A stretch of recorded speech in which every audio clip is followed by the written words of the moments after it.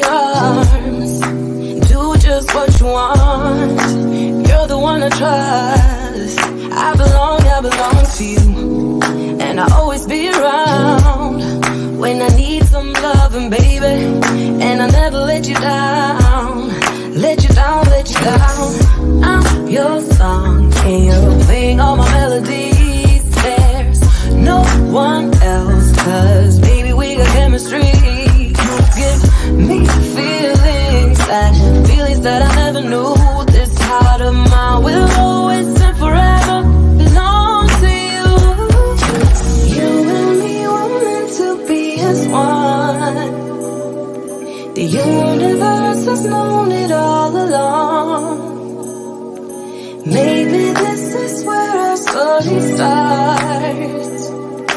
Maybe it was written in the stars, written in the stars. You will be forever, yeah.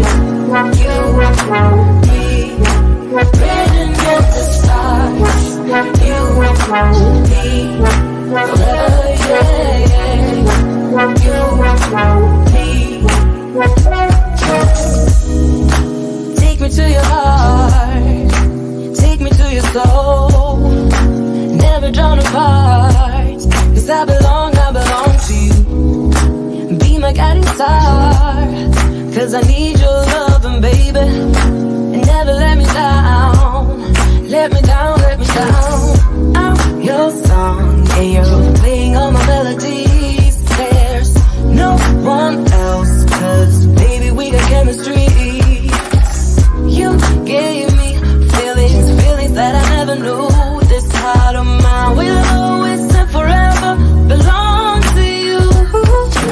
You and me were meant to be as one. The universe has known it all along.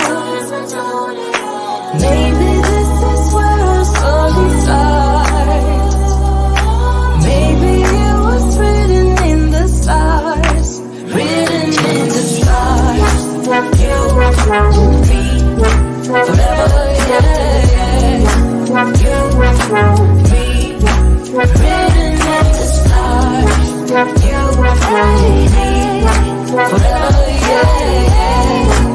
You will be written in the stars.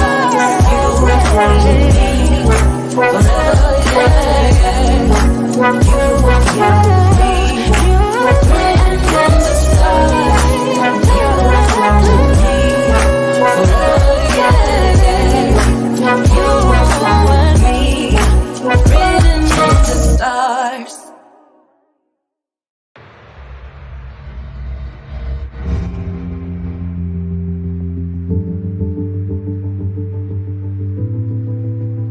If you lose and you stand back,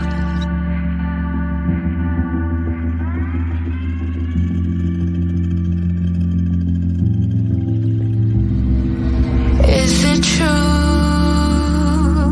you actually think of me as less than you?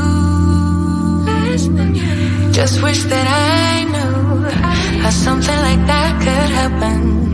Maybe it's just in passing, 'cause nothing is everlasting, no. But like really though, how do you know that I can overcome all of the obstacles? She just looked me in the eyes, said it's gonna be alright, 'cause I know that's how it goes. The only thing we know is that we change. Nothing's ever gonna stay the same forever, forever. No, it won't, 'cause no one ever does. You just have to learn and learn to trust whenever, whenever. As blue as the sky above you, it's true that it won't end this way. If you lose and get sad about it, just know it's gonna go away. It doesn't make sense, 'cause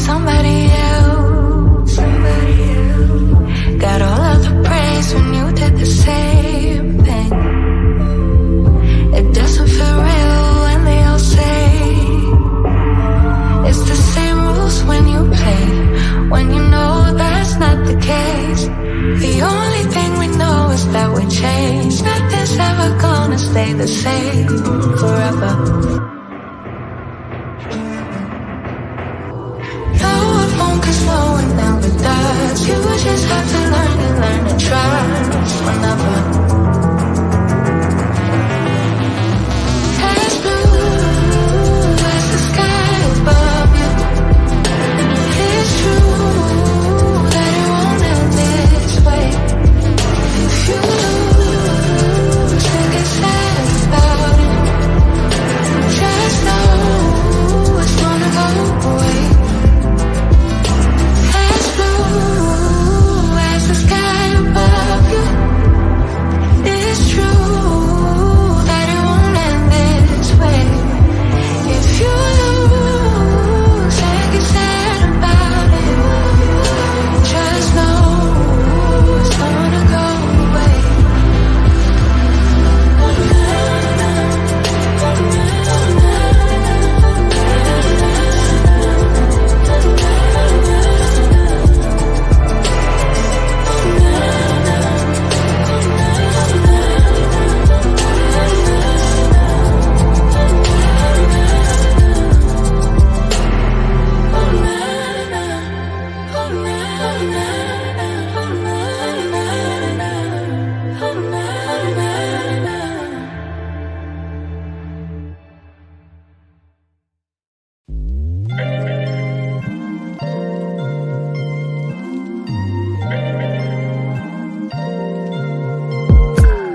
I'm telling you that there ain't no other way. Pack your bags and then you will go away. I'm not gonna be begging you to stay.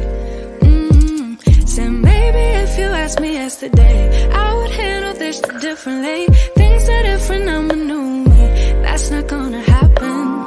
That's not gonna happen. That's not gonna happen. So even if you're asking, even if you're asking, 'cause I do what I do, and it's time for something new, yeah.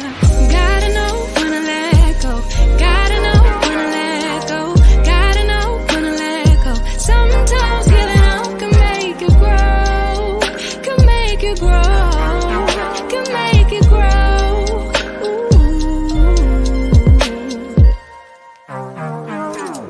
Don't wanna be stuck in a spot, telling you it ain't what I got.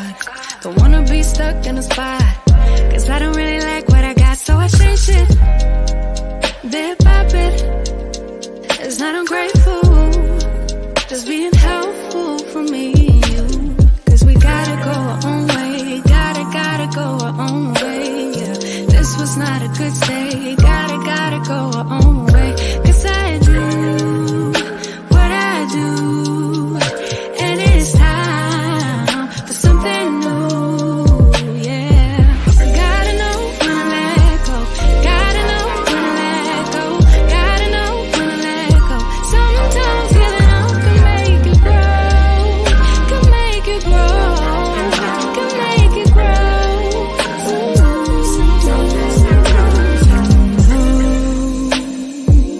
I don't appreciate the chase.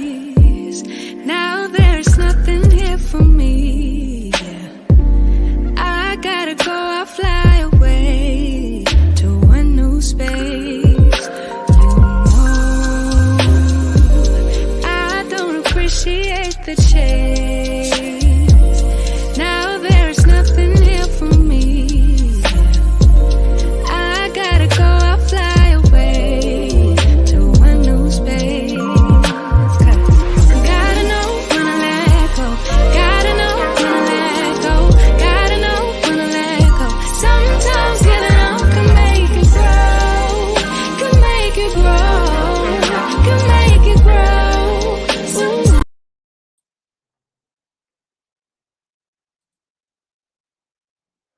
Hello, welcome to the podcast, Mature Topics Podcast, the illest podcast on YouTube. Hold on, let me get my video on the screen. Salute to you if you're in the building. This is the place to be. Mature Topics Podcast is an open panel discussion where we have discussion about different topics in the community, topics like how to build a Black community. We talked about interracial dating, And tonight we have an action-packed show for you guys. You're in the place to be. Definitely, if you want to join the show, you can click the link in the description and in the comments box, right? So tonight's topic is we have a two-topic show, right? As you can see on the top of my screen there, it says, why are there no options in the dating market? Why the dating market sucks, and how you can hopefully land some dates in the future. And then the next topic that we're going to discuss, let me get that on the screen, is it better for a father who is co-parenting with a mother of his child? Is it better for the man to be able to have money, right, and take care of all the child's needs, and maybe not spend no time at all, versus a man who can take care of his child, who doesn't have the money that a rich man has. He has a 9 to 5, but he can spend all the time in the world. So I want to know your thoughts on this. Is it better for a man to spend time, or is it better for uh him to just spend money? So those are the two topics for tonight. Definitely looking forward to getting some people in the building. Let's see, we got some comments. Oh, salute to Jay Emmanuel for checking out the podcast. Definitely, Jay, if you have any thoughts on this, I would love to get your feedback. This is an open panel discussion that we have here, where we get the people involved. Sometimes we may have experts on, like we did last week. We had a health and wellness uh, coach come in and talk about mental health. So this is the People's Podcast, and salute to you, Jay. I do appreciate you checking me out. Waiting on my executive producer, Launch Pro, to get in the building. She always has a lot to say. I know she's doing a lot behind the scenes to make this show happen. Let's see. Jay Emmanuel put up another comment. I think spending time is valued more than spending money. Hey, hey, you know what? That's a good point. And I think that by default, that is technically the correct answer. It is better for a man to spend the time, because when you put in that time, right, you able to connect with your child, lead him on that right path, right? Versus you can have a scenario where you're not there, and because you're not spending that time, he's not getting that male figure, that male perspective, that father figure that's going to raise him. So I do think that time is very valuable. But hey, maybe some people might have some other pushback. So this the reason why we came up with this topic of the spending time versus the spending money is because of this whole Nick Cannon situation. I know my executive producer, Launch Pro, she has a lot to say about that. Salute to the people that are still on IG, by the way. If you're on IG, you need to make your way over to youtube.com/Koron Pierre. That's where the action is tonight. And let's see. At the same time, it depends on the woman. Hey, you know what, Jay? That's true too. Different strokes for different folks. I mean, some women may prefer to deal with a guy who has money, and if he's not in the child's life, it's cool for her, because now she gets to run the show how she wants to run it, and she has somebody facilitating and taking care of the things she wants in her lifestyle. So that's also a really good point too. um i i I can, to those who've been watching Mature Topics podcast, I can take either side. But I want to see what the people have to say. I'm under the assumption that the majority of the people that's going to come on, they're going to think that time is the better thing. But I do think, hey, maybe it may depend on the woman and what she wants for herself. So let's get some people on the building. If you are watching the show on YouTube, definitely feel free to click the link, jump on the panel. You don't have to put your camera on. I know some of you guys are shy. That's okay. We don't bite here on the Mature Topics podcast. We always have good conversation and things of that nature. But I do want to know, prematurely, before we get some people to jump on, I'm gonna switch gears. I'm not sure if Jay, if you're single, but what are your thoughts on the dating market? Why does it seem to be that there are no options? why do people say the dating market sucks? Because I hear that a lot. And I think that if your perspective is that the dating market sucks, and there's a whole bunch of people saying that, why don't you guys all get together? Like, where are the people who are complaining about the cesspool of a dating market? Why don't these people get together and connect? I don't know. It's just a perspective. I want to get more into that too, and also when we get to the point where we want to make some suggestions how people can connect, because there's a panelist that always joined the podcast. His name is Neek. He has a very very very pessimistic view of the dating market, and I made this topic exclusively for him. Let's see. Jay responded. Yes, I'm single. I think many people believe it sucks based on what they are comparing it to. Hey, that's a good point. Um, yeah, I think that part of it is the fact that they aren't looking.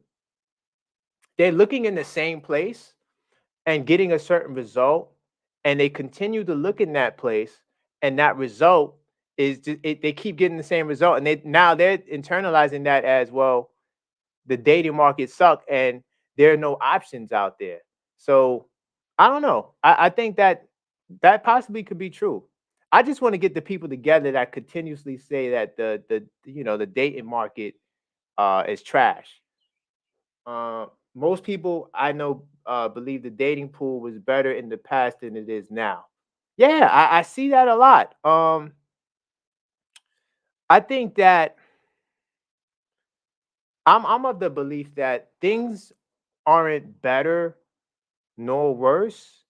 I just think that because we have things like social media and the fact that everything's recorded and uploaded and shared, we can focus on things that possibly in the past that we didn't focus on. And because we can focus and narrow in on certain things, that makes it feel for us that, well, the dating market sucks, right?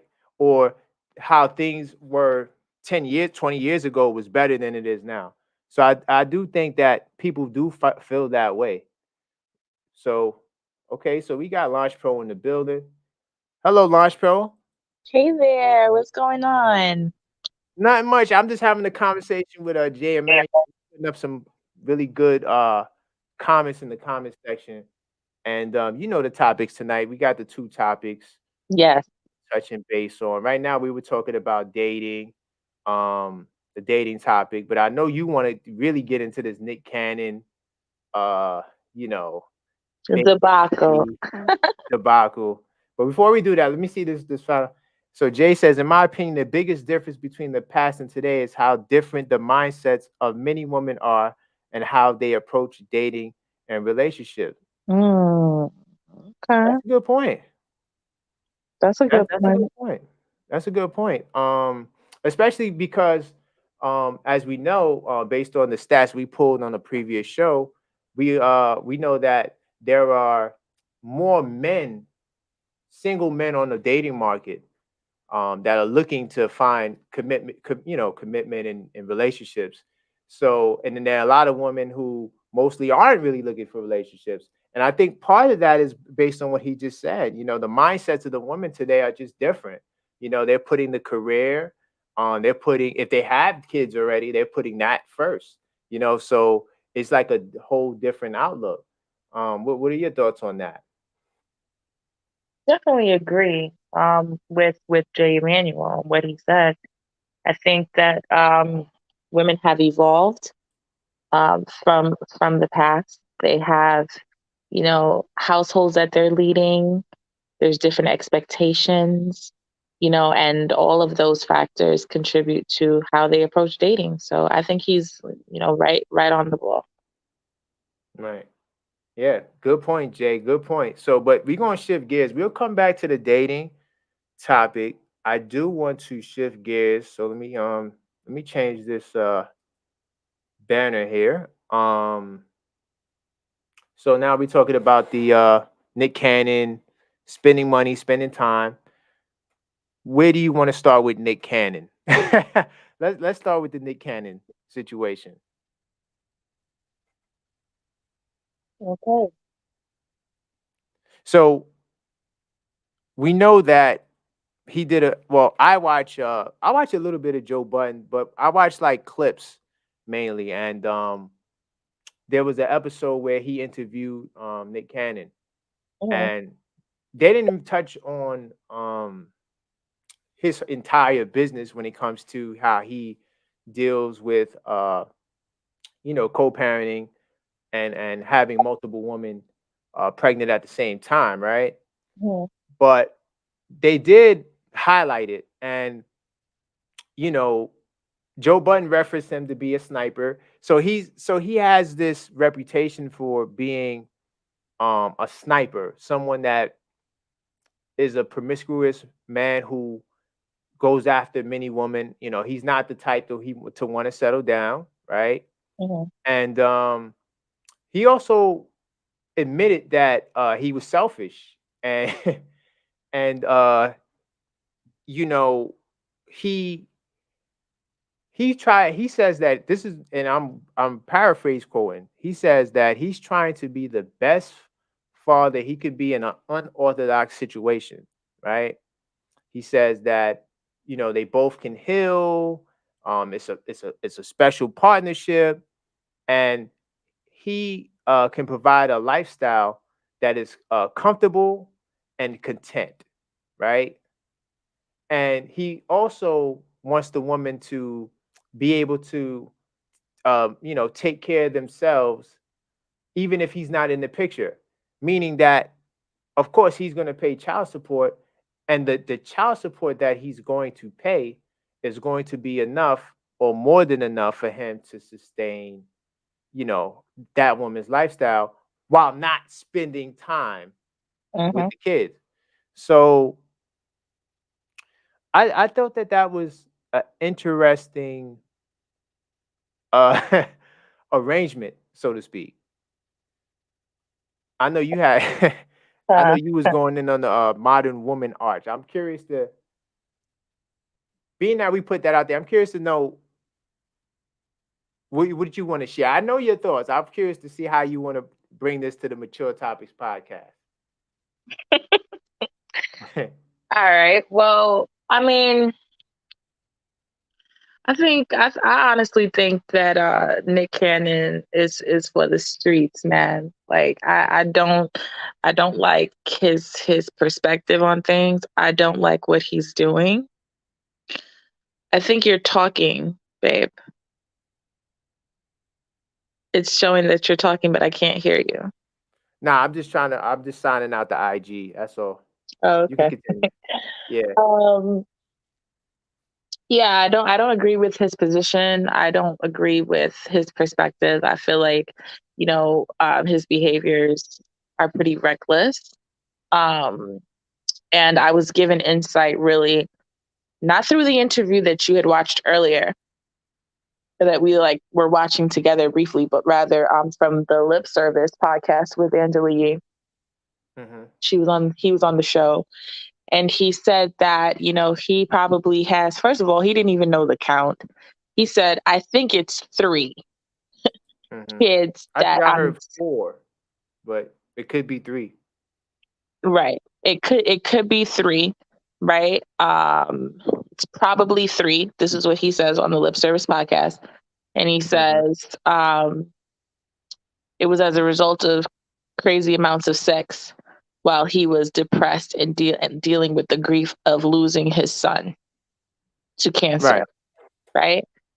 Hmm. Now, that to me just reeks of, you know, a dog on the street. You know what I'm saying? You're not appropriately dealing with your depression. Instead, you're engaging in activities that could be perceived as harmful or without remedy, without solid remedy. Because as you know, um, having sex, if you're depressed, right? I don't believe Right. that having sex, and it's backed by scientific fact. Using escapist methods to momentarily heal yourself is not an actual solution to the problem. So that Mm, in and of itself was a problem for me, at least. And then the consequences of his actions, just bringing children into the world recklessly without thought because you're grieving. So you yeah, have that's crazy. unprotected sex.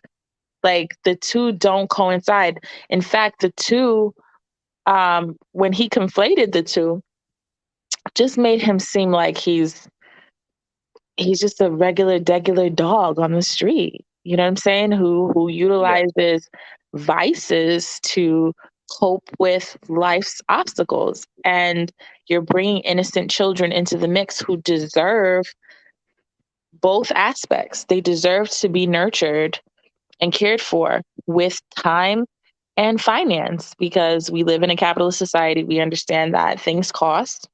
So with that being said, I'm not personally here to mitigate one and, venerate the other. I believe that children require both time and money in order to survive, right? right. And lead healthy, well-rounded lives. So I don't agree with Nick Cannon's approach at all, and I understand that it's not just a one-sided thing. He at the end of the day, these women who he is impregnating are completely aware of the situation, and they are complicit, and they agreed to this. I believe that they are glorified groupies. To be honest, they're no different than the regular groupie who attends concerts or attends events to try to get up in the backstage green room with the artist or the talent. It's just that in this situation, the baby is the reward, and it's being promoted socially, right? Like on social media, in the media, as if this is a polygamous situation when in fact it's not. It's not a Oh, it's polygamous definitely situation. not polygamy. No. Polygamy, we don't have that in this country. And Jay agrees with you. He said both are required, and that is the given. But right tonight, we're focusing on either or. Um, and I have a follow up question though, real quick, Launch. You said that both are required, right? Mhm. So does that also mean that if a man can't provide adequate amount of finances, should he also not be able to, or should he be like the standard that you gave to Nick Cannon? Should he also not have kids? Because he could spend all the time in the world, but he doesn't have the finances that are necessarily required to really take care of a child, Mhm. right? What are your thoughts on that? Like a man who doesn't have the finances I but don't wants to be there understand. for a child. I'm going to say this. I don't understand how we can say that if you don't have your finances together, you're not even qualified to date. But then say, or make an excuse to say, well, it's all right if you don't have your finances together. You can still be a great dad.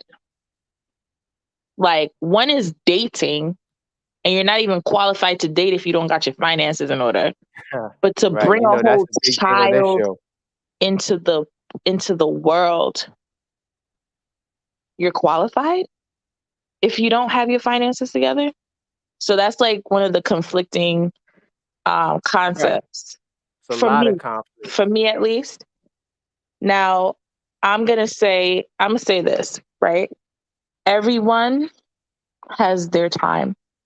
Situations ebb and flow. You can have you can have money, you can have success, you can have stability. Let's just say like you have stability, financial stability, and then it changes. You know what I'm saying? With the Mhm. times, things happen in life. So in that respect, in a unified situation where it's a two-parent household, I do believe that an arrangement can be set up wherein if one partner falls short, the other can, balance out. But in a two-parent household, this dialogue is revolving around baby daddies, which Right. obviously are are referring to men who are not with their children's mother or their child's mother. That's what a baby daddy is. So Right. in that respect, personally, I think it's egregious, right? For it to be permissible for a man who is not in the home already, uh, on a consistent basis, to not financially contribute to the child, but, you know, based on custody agreements or whatever the case is, whether it's every weekend or every other day or every month, he's spending Right. time with said child.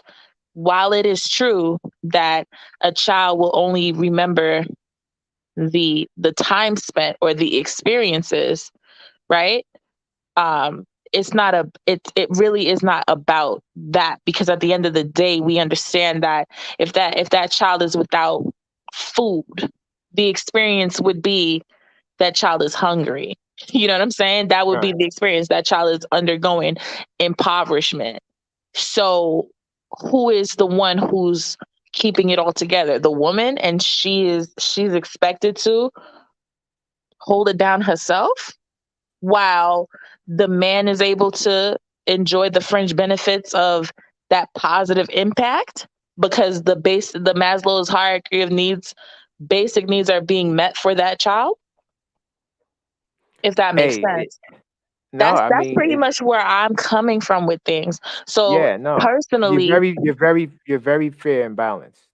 for sure, like just like me, carrying life right now and understanding that it's a two-party situation, and being fortunate enough to be in a situation where my partner understands that both are required to run a family, to run a household.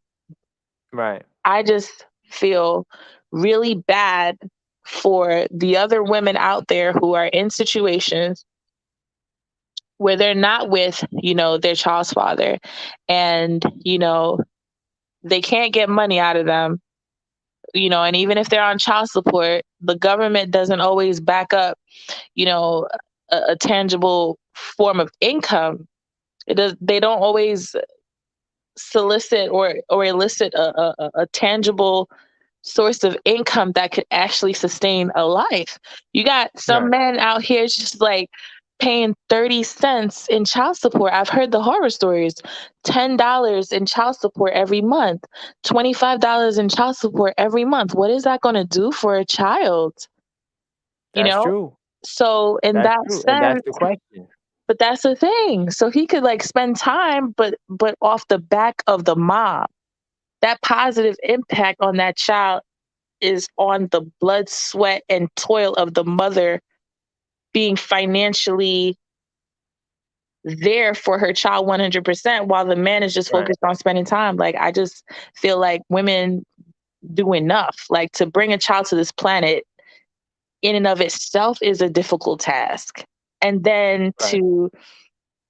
to have to raise a child by yourself, like financially, that's just messed up in my view. Right. No, great point. I just wanted to also answer Jay's question and say and communicate to the people in the chat. Listen, if you want to join the panel, definitely you could click that link in the description. It's an open panel discussion. We have two topics tonight. We're talking about the first topic right now, and this will also answer Jay Emmanuel's question. Yes, we're talking about the father's role. And I set up a scenario. Is it better for a guy like who's like a Nick Cannon type, who has the means financially to take care of his financial duties and more, provide a good lifestyle for the kid and the mother, right? But he doesn't spend very little time or no time with the kid, or will it be better for like a guy who not just a 9 to 5, I'm talking about a guy who may not have as much money to provide, like he may be on that minimum that Launch Pro was talking about, that 25 $50 a month, but he can spend all the time in the world with his kids. We're asking which scenario is the better scenario. And of course the answer would be you need both. You know what I'm saying? So that's what we're talking about tonight. And salute to Jay. I know you can't come in the panel. That's fine. I'm just putting it out there to whoever else jumps in the chat. You can keep chatting, and we'll respond to your chats as well. Because you have a great perspective on the matter. So I love the fact that Launch, you're balanced because you're not just looking at it from one way, one angle. That's Mhm. sort of like how I see it. And Jay brought up a good point earlier. I think this was before you jumped on the panel. He said that he said at first he said he thinks spending time is valued more than spending money. But then he put at the same time it depends on the woman.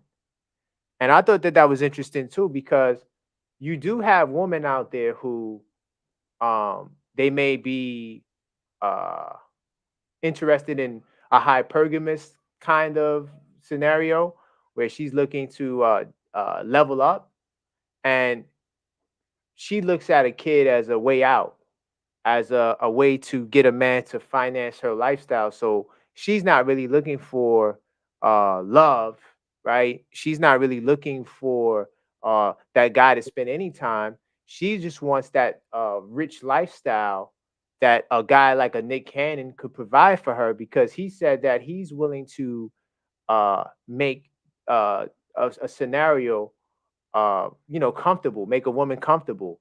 And he said that by because he can take care of her financially. It looks like we got another panelist on board. Salute to Sherry.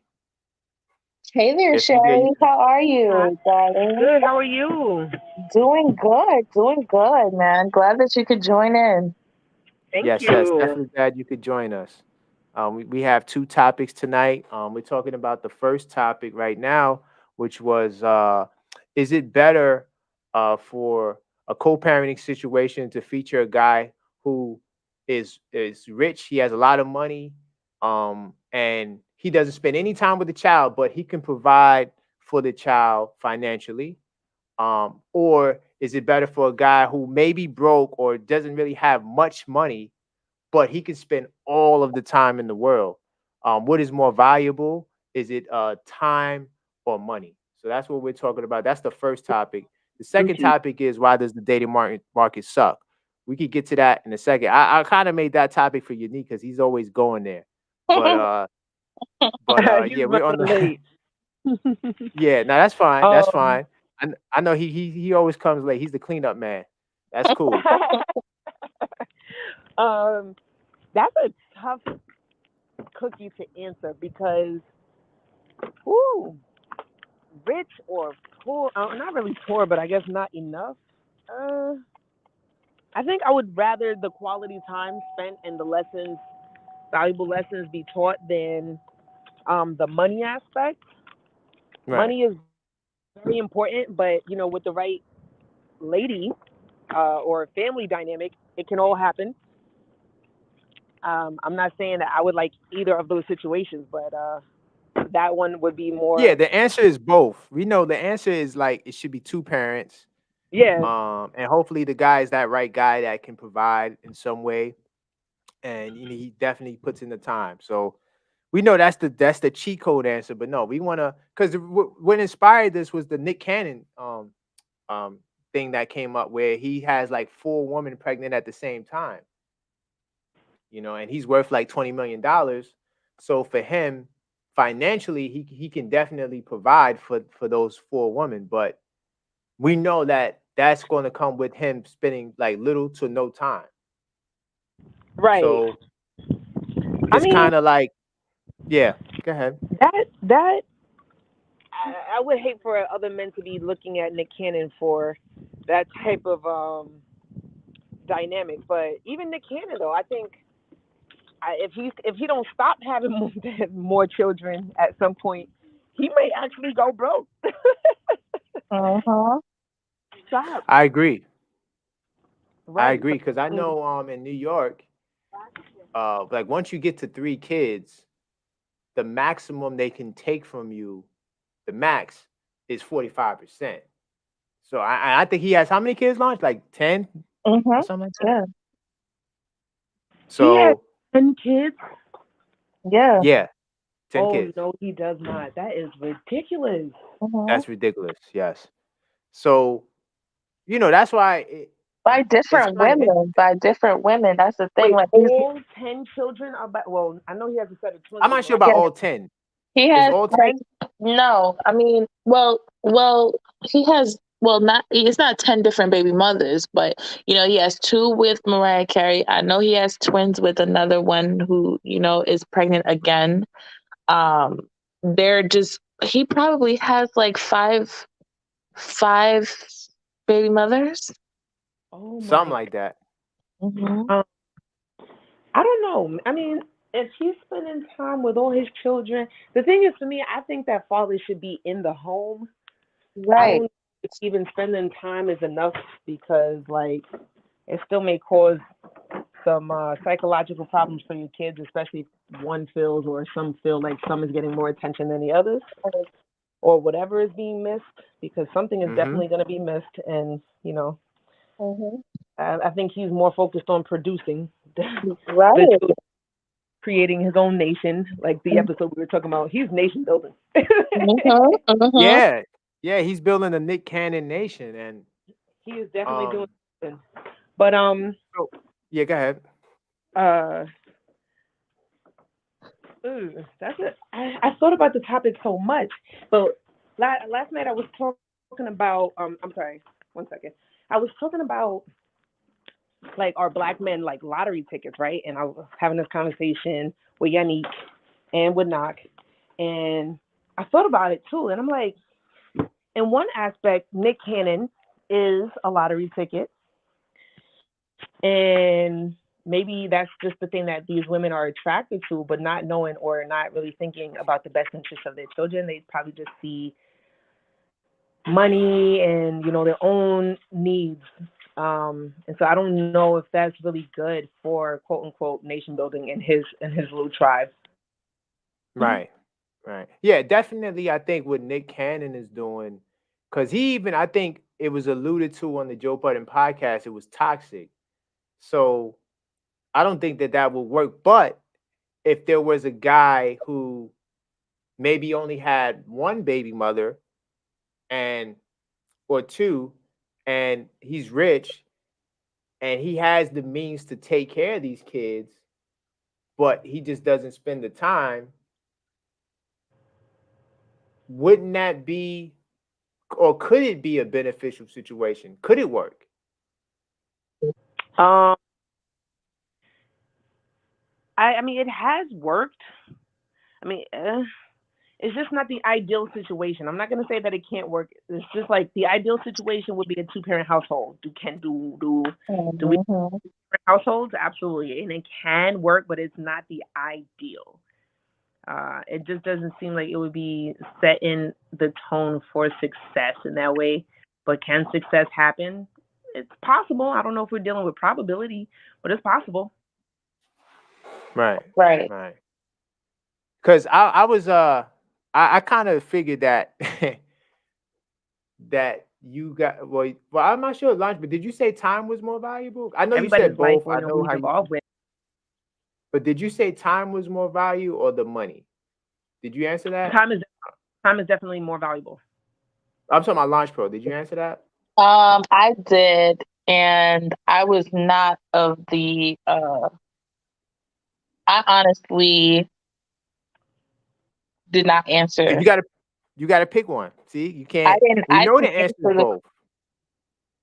I know We that the know the answer is answer is both. both, but there's just something in me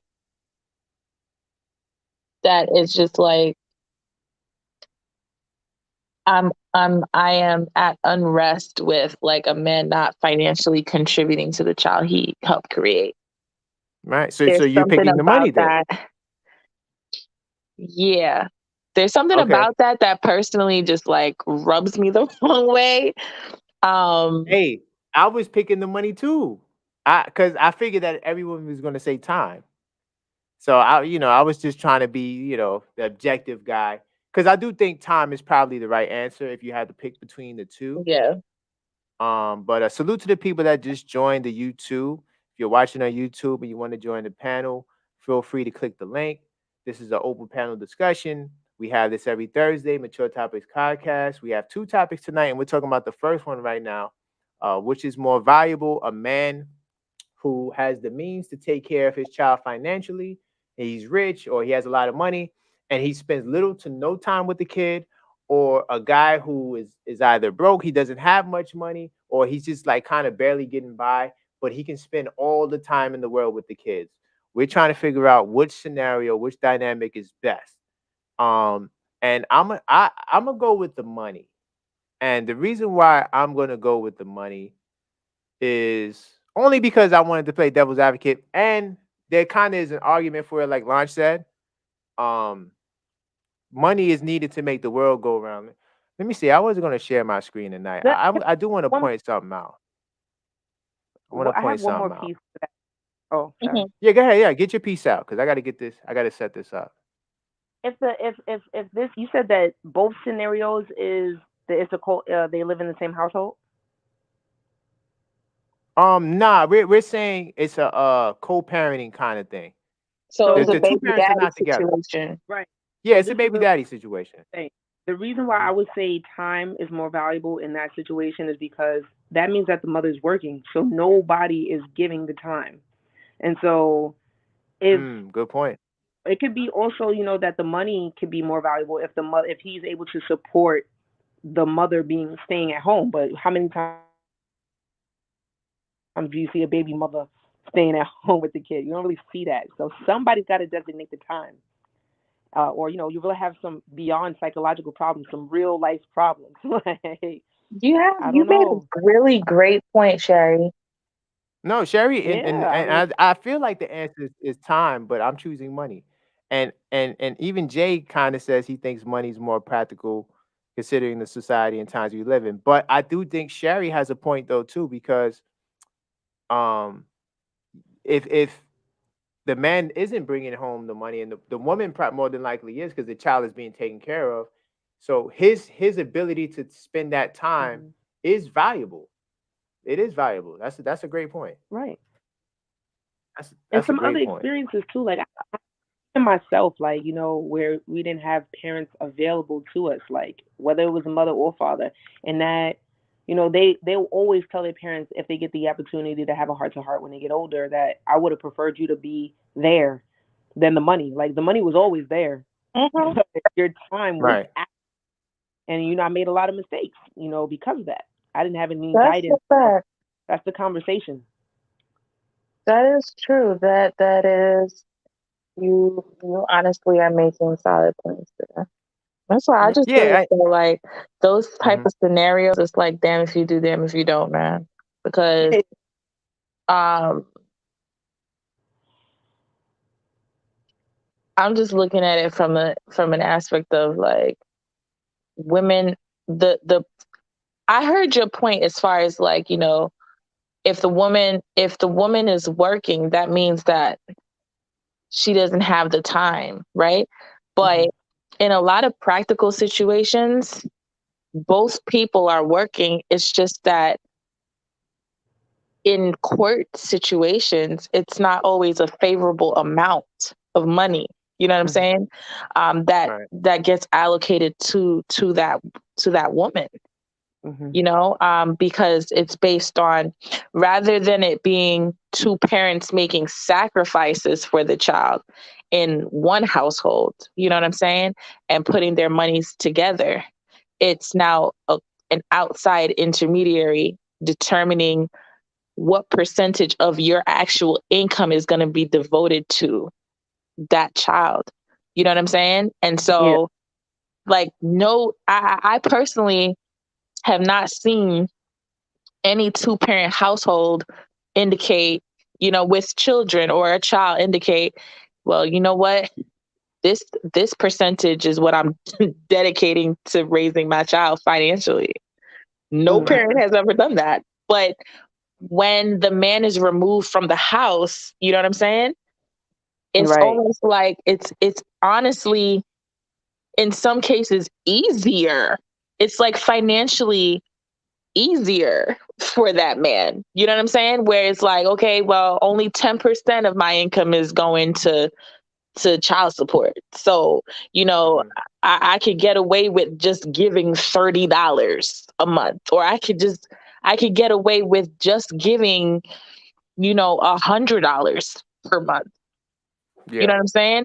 Versus Yep. you being in that house and now, you know, like you have no choice but to step up because you have to take care of your family and things Right. cost. There's groceries, there's, you know, there's clothes. Your child, you know, lost his shoe. You got to replace that shoe. I don't know.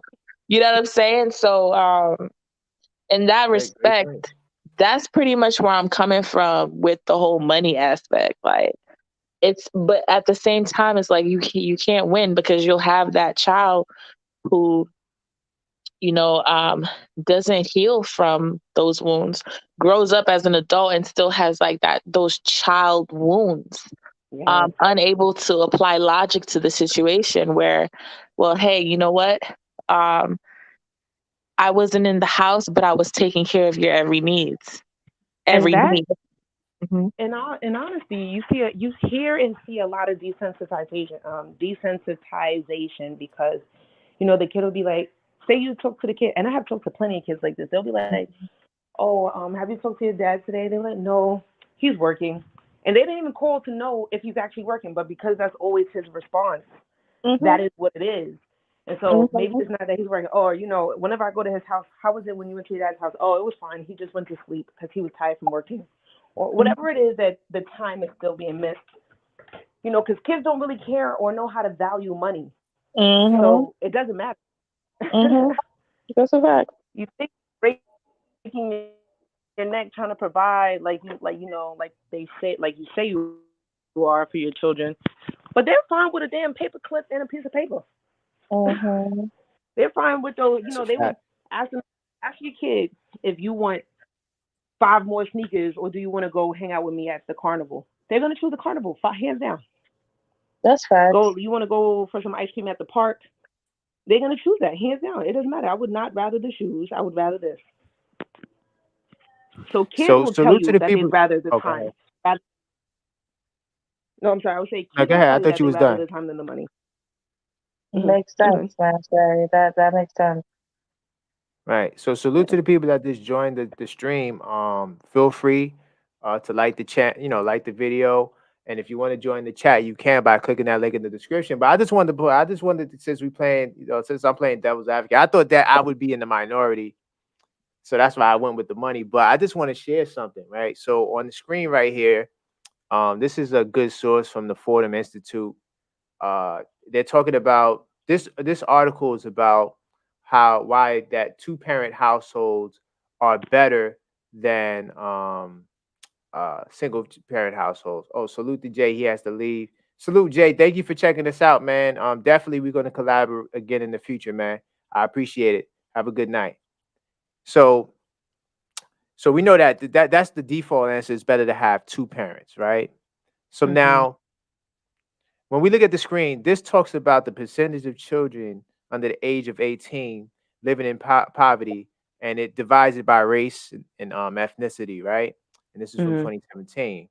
So if you look at the total number, you see that 9% of married couple households live in poverty, right? Now, when you go to mother only households and you look at that total, right, where the mouse is, it says 39% of mother only households are in poverty. This is total across all ethnicities. And then 24% of father only households are in poverty, right? So the reason why I'm going here is because that two parent, even though we know that two-parent household is like the default, because you can see that two-parent households fare better when it comes to Yeah. economics and finances. So when you have a guy who has money, he has the means to be able to take care of his kids, even though he doesn't spend the time. At least you avoid this number. At least you're not another statistic, right? And I know Right. this might not be a great argument, but I feel like finances matter in this world. And I was trying to I try to hold my hand because I want to see what more people got to say. But I have more that I want to say with this in terms of why money might be more valuable than time. But Mhm. I'll hold it to see if anyone else comes in and wants to take Sherry's side, because me and Launch Pro and Jay kind of we're all in agreement that money might be the better option. Even though we know both households are better, and look at black people. When you go to black people, married couples that live in poverty is 12%. So that's a little higher than the total, and Mhm. damn near twice as much as white people. If you look at white people here, it says 5. So Right. the value of the two-parent household, even though with black people is a little higher, is still way more than look at the single mother. The single mother only households with black people is 45% in Mhm. poverty. Wow. And then father only is 36%. So finances matter, man. And we have a lot of people who are living below their means, or who are just getting by raising kids and falling, victim to this charge. So just want to remove that. Hmm. But yeah, I just wanted to point that out as one of the reasons why I say uh it may be better for time, even though the default answer we know is two. But two is a cheat code. We wouldn't have a show topic because everyone will agree that two parents is better than one Mhm. parent. Mhm. Yeah. But like this time money situation is interesting because I feel like a lot of the emphasis, believe it or not, is placed on the money, and the time is kind of secondary. Mhm. Mhm. Mm. So um yeah, I just want to put that on the table. Makes uh sense. Yes. definitely does. Definitely does. Any other thoughts on this topic? I think Because it's worth it. I, Hey, huh? Tom, I think it's a good topic. Um, just from my own life experience, I didn't have either really. Mhm. Uh, I think looking back retrospectively, I would have preferred. I think I definitely would have preferred both, but definitely the time because my Mhm. mom was and she worked like round the clock nonstop. So, Hmm. and I think that is more for a girl being a girl child. I think that I needed more guidance and not to start out behind once I became an adult. Or even as a young child in adolescence, I feel like I was always behind in understanding how the world works, Mm. and I needed that, and so that only can come from time. It can't even come from money. That's So true. I agree with that. That's yeah. a Like, great point. especially I like if you have a boy child, he needs that father there. I mean, girl's child too, but I'm just saying, like, you need hmm that male perspective, grooming, teaching you, like, showing you what being a man is like, and also how to treat a woman, how to based on how he's treating your mother. I think that value is definitely needed. Even if he doesn't have money, the financial means to really break it out. You know what? I'm gonna say my last point. Actually, I want to ask a question. If time is more valuable than money, which it kind of is, why do the courts make it so that a man will go to jail, get locked up if he doesn't pay child support, which is the money, That's but all he cannot for spend any time and live like a rock star? Why is that? I Why is Mm. think that the what that case?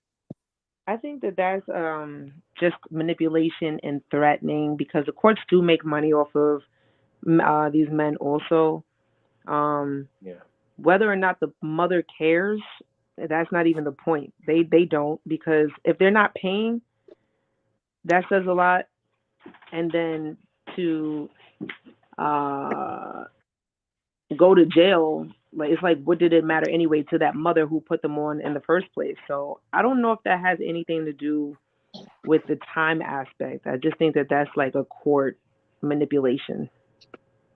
Yeah. Yeah. I think it also is too like Because they don't prior really to actually care about. doing, Hmm? I'm sorry, I'm gonna say prior to even doing that, you have to go through mediation, and if the mediation part is not, you know, uh, conducive to each parent, or that they just so such at odds that they can't do it, that part is out too, because that's really the timepiece. The timepiece comes through the mediation, Right. and it's because they're in their own ways and they're not thinking at all what is really in the best interest of the child when it comes to Right. holiday or this or that. So they're doing that to themselves. The fact that you need to go to court for somebody to tell you as responsible individuals what you have to do, that's a problem. But Big a lot problem. choose that route. A lot of adults decided to have children irresponsibly, Yeah, so it exactly. doesn't make it's not surprising, you know. Yeah. Yeah. That I was gonna say that I think that it goes back to the court not really caring about the family structure. And I'm not a conspiracy theorist at all. I'm truly a science advocate, but I do think that you have industries that benefit from what that chart I put up on the board when you have single parent households across the board, across all ethnicities, where you have poverty, when you have the one parent in the household, that leads to possibly kids going astray, you know, turning to a life of crime, doing things. Now you're in the prison system, which is another economic thing where they need people to go to jail so they could Yeah, build more jails. Right. That's an economic thing there. the build industry. Then Hmm. big industry, right? So and then right, it goes back to the back in the day. What's that? It's an old movie from back in the day. Man, where it was talking about the woman. She was on welfare, and she had a Oh, guy she liked. right. Oh um man, um James Earl Ray was in there. oh He was in shoot. there. That's an Why would old movie. I can't remember the name, but No, the I classic, know. classic. She had to hide the stuff when the people She came. had to hide the stuff and all of that, right? That. So Dang, dang. it goes back to the economics of it because she when they had the woman that are on welfare and things of that nature, the reason why they couldn't have the husband is because if you have a husband, the government don't want to pay for that, especially if there's a man there. They want the man to be able to pull pull his weight and pay too. Same thing Mm, with child support in Section 8. It's kind of the same deal too, where it's like you have to, if a woman's on Section 8, she has to put the father on child support. So right. it goes back to the economics and the finances of it, and it's the government trying to you know save money out of their pockets or make it that it just goes back to economics, and that's why I was saying the whole money thing. If I had to make the choice between the two, I was going to go with the money because the government cares about the money for whatever reason. The time, well, possibly for the reasons I just said, the time doesn't even matter. Like, and it's crazy because that time is needed. Like Sherry said, that time is very valuable. But unfortunately, in this society, we value money more than time when it comes to this scenario, and that's unfortunate. That a guy could Yeah. literally I mean, it's so he could just give a woman money and disappear Hmm. and never that's a be fact. even in Yeah, the child's life. Don't even to send a Christmas card or nothing. Hmm. that's hard. It's It's I was crazy. horrible. She had her child's father on child support, and They were actually resolved things. Now, due to COVID and probably whatever else, even if it wasn't COVID, I could see how this could happen. So she wanted to remove her child's father off of child support. Do you know that there's no court date until June? No, not June, January of 2023 to remove him. I'm like, yo, that's so Mm. crazy. And he's behind on his rent. It's really messing him up. And he's a taxi driver. And so, with that being Mm. said, they revoked his license, and he can't work. So they're like, she's Wow. and I like, what could I do? And they're like, you can ask for and put in for a date to move it up, but that's the luck of the draw. But he'd have to wait until January. So like, wow, you can really cripple a man. Like Yeah. Wow. that. I know some people who on child support where the woman will give the father back some of the money from the Oh child yeah, support. yeah. Yeah, like he might be paying like way more than he could afford, Hmm. and the woman would give him, like maybe whatever. I don't know the exact amount, but I heard from someone that they know someone who um is And paying a lot of money for child support, and the woman would give him some of the money back when she that's gets it. cool too, because that's not, you don't have to really like, not that you don't have to put on your taxes, but that's not taxable income. So if she Right. decides that's great. Yeah. Some Hmm. need to revisit that and like work on relationship skills. Not that you need to get back in a relationship with the child's father, but like rebuild, because that you're gonna be with that person till the end of time with that kid. So it's just like this is a forever relationship, and at some point, I would hope is a ideal situation to just be cordial with each other, and so that that kid can have the best opportunity. Suppose that father Right. has kids with somebody else, your kid is always going to envy their brother or sister. It's terrible. It's Girl. No, Yeah, I that's a mean, good point. I had a weird way of thinking when I grew up. I was actually always thankful or like happy that my brothers and sisters that I have through my father all experienced the same thing as me, because I like, growing up in my household, my sister that my mom had, it was like window shopping.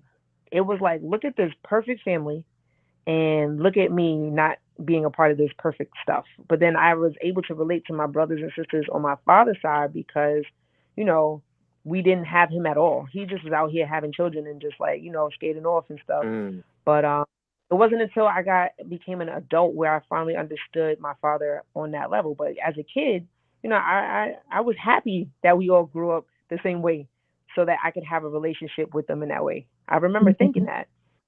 But it can cause some it can definitely cause some issues, and I don't. Parents are not thinking about this when they're going into becoming parents. You Correct. know, Right. Correct. skills. So I don't know. And ensuring, and even in those situations where, you know, parents are no longer together and then they, go on to start their lives with someone else and have children, it's about all of the adults being on the same page so that it mitigates those like interpersonal dynamics, with the children Right. where one child is jealous of the other. That wouldn't be the case if all parents, all people, all adults in that particular dynamic were on the same page, cordial with each other. You know what I'm saying? Right. Um, yeah. I Right. think, and my last part that I want to say about this too is I don't like sometimes when I have conversations with people who also grew up in a single parent household, right? And before they think to do or repeat the same step, I mean, or maybe that they already did, and I have the conversation with them, and I'm like, you know yourself growing up that you did not get all the things that you needed nor wanted. Why would you want to do that to your future kid or your kid? I never really understand that. It's like, I know for sure I did not, I needed tutoring. My parents, my mom, she couldn't afford it, and I saw what it was like to grow up with not having enough money for stuff. I ate the same food, breakfast, lunch, and dinner, corned beef and rice I can't eat corned beef to save my life today. Like, I will not do it. Mm. I know these things, and so I just like, I didn't starve and I didn't go without having clothes or nothing, but it wasn't ideal. And you know what that feels like. Why would you even want to put that as a possibility for your? And then, some of the conversation is sick. It's really freaking sick. Well, I survived, so you want to put your kid in survival mode because you survived. That's just Mm. Yeah, you make a good Yeah, point. cyclical. Cyclical, yeah. Yeah, that's it, right? Yeah, Yep. it's a cycle. It's like, you know, people they just do it because they think this is what it's supposed to be, or they don't even realize it like they're doing it. And like the psychological impacts of growing up a certain way can have an impact on you as an adult. Some people, like my Mhm. friend William from last week, he grew up in a single family house, but when he got grew up and became an adult, got married, he has two-parent household. He doesn't want to repeat that cycle. So Right. some people just break through, others, they continue the trend. And you're right. I think that once you become an adult, you should try to do better. But unfortunately, that's just not how it works, for everyone. Mhm.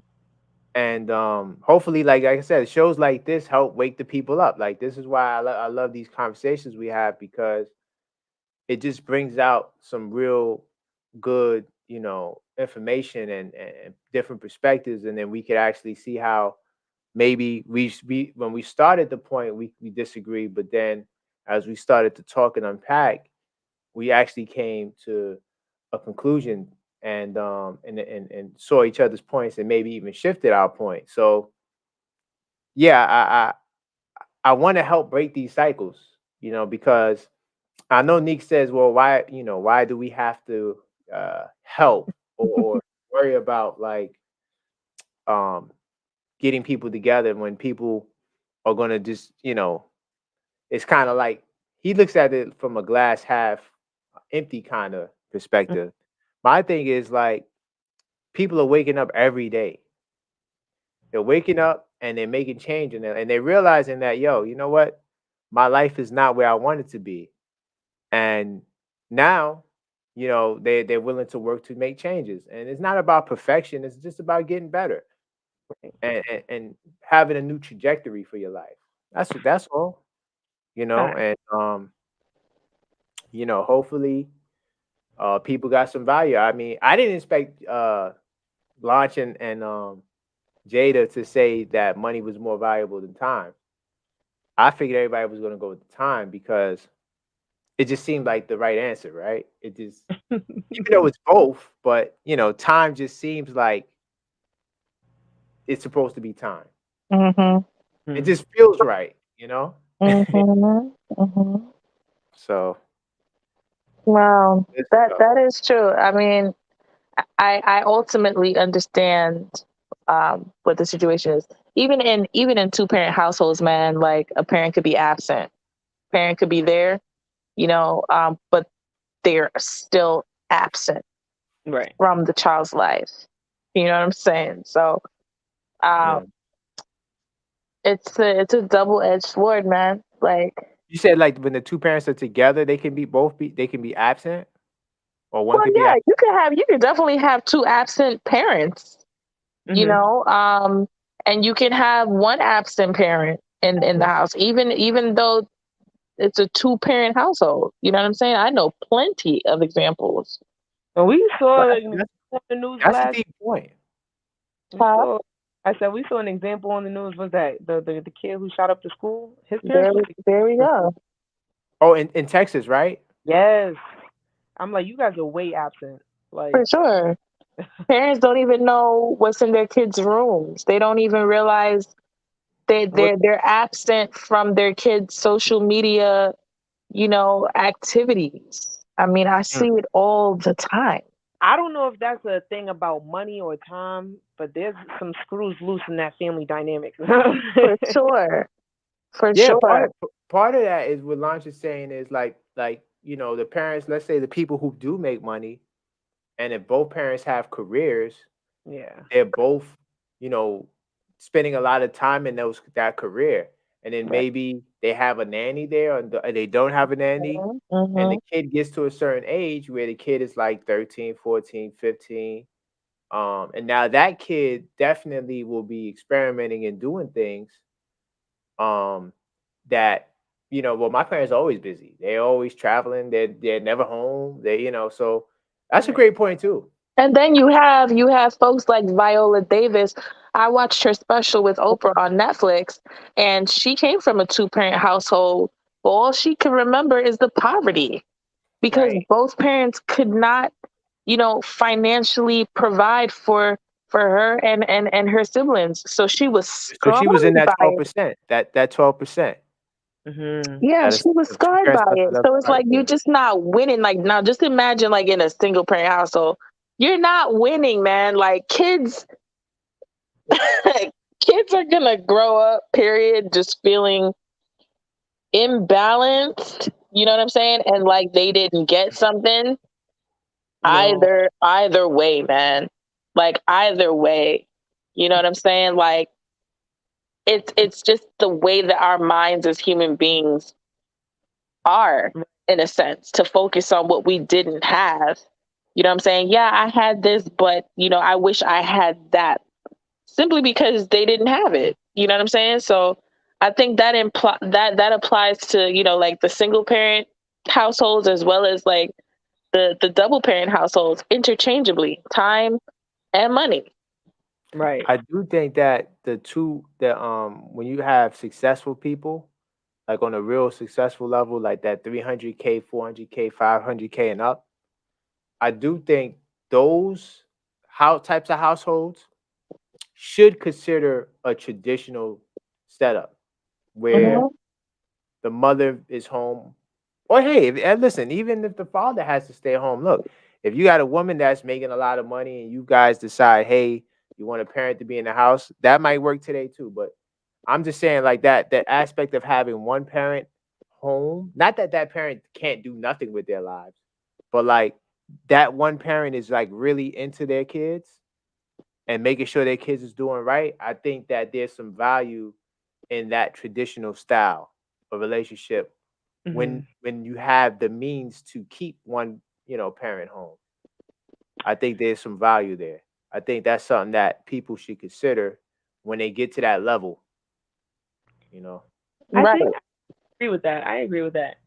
I would say Yeah. though, like most of those households that I see, like in those brackets, and I've been around these people, um, it more than likely will probably be the father who's going to work because the woman after like that child turns 2, she's already having another baby. So it's just like you don't have time to really like go to work for per se. Mm, Your aid good taking point. care of how you're pregnant with the next one. You gotta do what you gotta do. Those brackets I don't really see them anywhere else. I see them at the park when I was a nanny. They're there, you know, and even though they're there with their nanny. Hmm. Hmm. Yeah, So yeah. Even if you have a nanny, I still think you should have a parent. no, I I'm just know. I'm saying, if you saying, got the means to work like that, yeah, I'm saying that the like mother is one of in those parents need to be the. there. Sorry, say that again. I was just saying, one of those parents should be there. No, yeah, the moms are usually there. They'll be at the park with the nanny because the nanny's there to help out. But Right. one of the things that came up while we were talking about this too is just like when I was taking my history classes and stuff, I always thought to myself, yo, why after the Industrial Revolution, the second one, didn't people just slow down from like trying to make so much money? I'm in that way. I'm like a Marxist in my head, but Hmm. why do people have to get so much money? Like I never understood. Like if my bills is paid, if we going on vacations, if we got what we need, why is the strive so much greater than the time spent? Like so many people today, oh, I Hmm. wish to go hang out with my family, but I'm so busy, Shelly. so busy doing what? Right. That's a I would, fact. it's like I'm not here for the money. I'm here to make some memories. I'm here like I'm gonna get this money, but I'm going to do what I need to do with my family first and foremost. Yeah. Relationship building is vital. I don't Yeah. need money more than I need my people. Yeah. I don't That's a know. good point. Facts. That's a good point. I do think there needs to be a balance. Like, if you are working hard, I do think you should make time for your family. Hmm. Um, Vacation, just like family days, you know. I don't care how busy you are, try to do one family day a week, where it's like the family's together, there's no phones, You got to make it happen. And I two, in this part, I would say like there's a healthy way to teach kids and a family dynamic how to make money so that it doesn't affect. So like for me, my mom has always said, go after your dream, do the thing that you love. If you do everything with love, the money comes to you. And so I think we don't hear that enough. And so I've never really ever worked. I've done things that bring me money, and it doesn't feel like work. I'm always having joy. I'm always laughing in good spirits and stuff. Not always, but for the majority of the time, for the majority, the most part of it all, I'm always enjoying what I'm doing. And in that mm, way, it just like money would attract to those things. And that's the secret of life. Like attract like. If you're in swing of those things, that's how it happens. And so that's what should be taught to kids in that time spent. And, perfecting that craft. Be a master of one. yeah. And if you don't, and if this is like another point that we talked about before was if you are like working hard, right? And you're trying to grow, like I know we can't go back in the past, but it seems like it would be better for people to do that before they get married and like I do understand the going to college, the getting your degree, getting a trade. I do understand the value in that. Mhm. And maybe you spend your 20s going hard, 60 hours a week, trying to get yourself in a financial circumstance to be able to support a family. I think that you know if that is your goal, maybe it might be. I mean, you can't control if you fall in love too. Like if you find someone to fall in love, you can't control that. But at the same time, I do think that if you are a grinder and you want to grind, maybe you should consider doing that before you start the family, Oh if yeah. possible, And salute to the people Right. that just joined the YouTube. If you're watching, this is an open panel discussion. Feel free to click that link. We have two topics.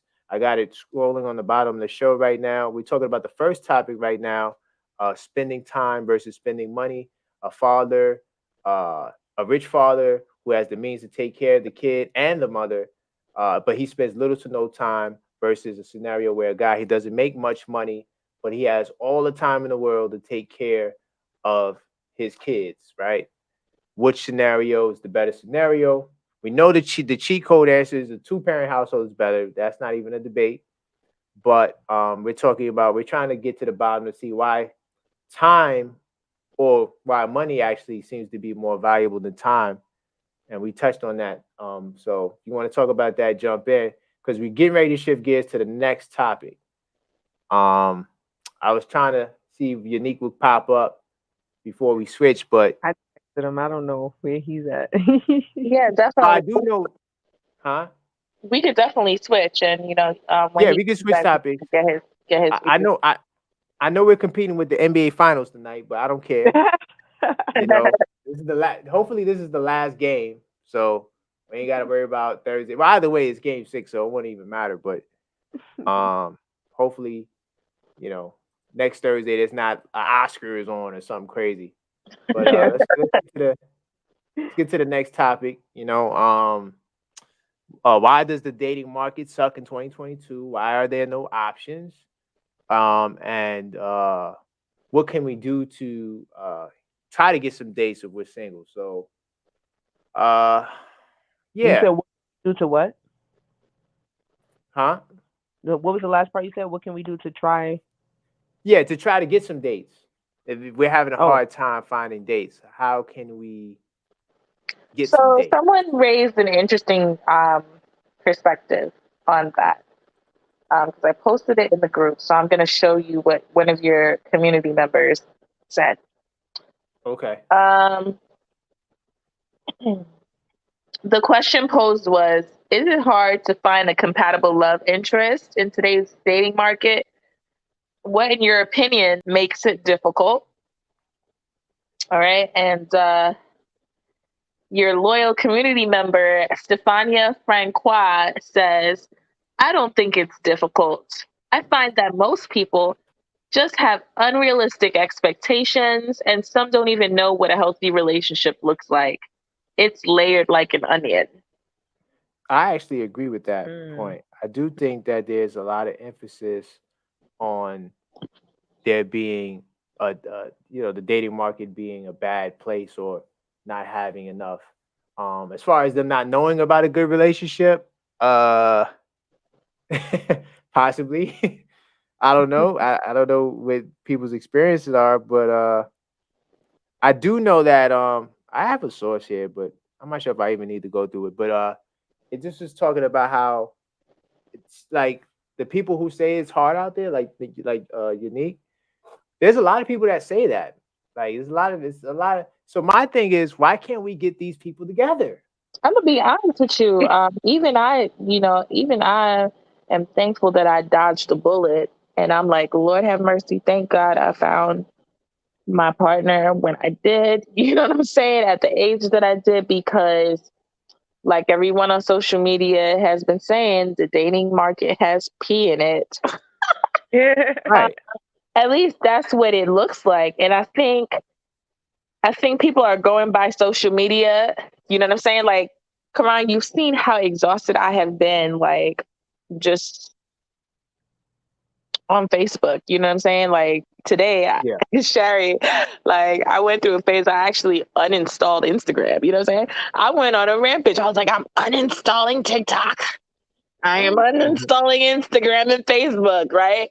Because I was tired of seeing the opinions of men and women alike on social media without my consent, and basically like the ignorance, to me at least, like the ignorant commentary, the types of content being reshared, the perspectives that they're sharing on dating, on relationships, on what the role of a man is, what the role of a woman is. Like, it's just so much noise that it makes you think, well, damn it, this is the consensus of millennials. You know what I'm saying? Because my network are predominantly millennials. So it's like, yo, this is the collective mindset of millennials. Like, this is how much ignorance and just like misinformation is out there.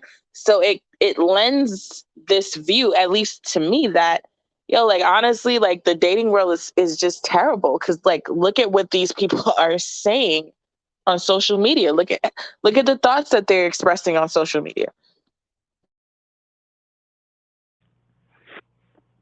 You're on mute,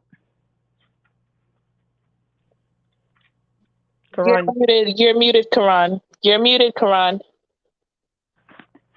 Hold on. Yo, it's funny. Like I was saying before, I was muted.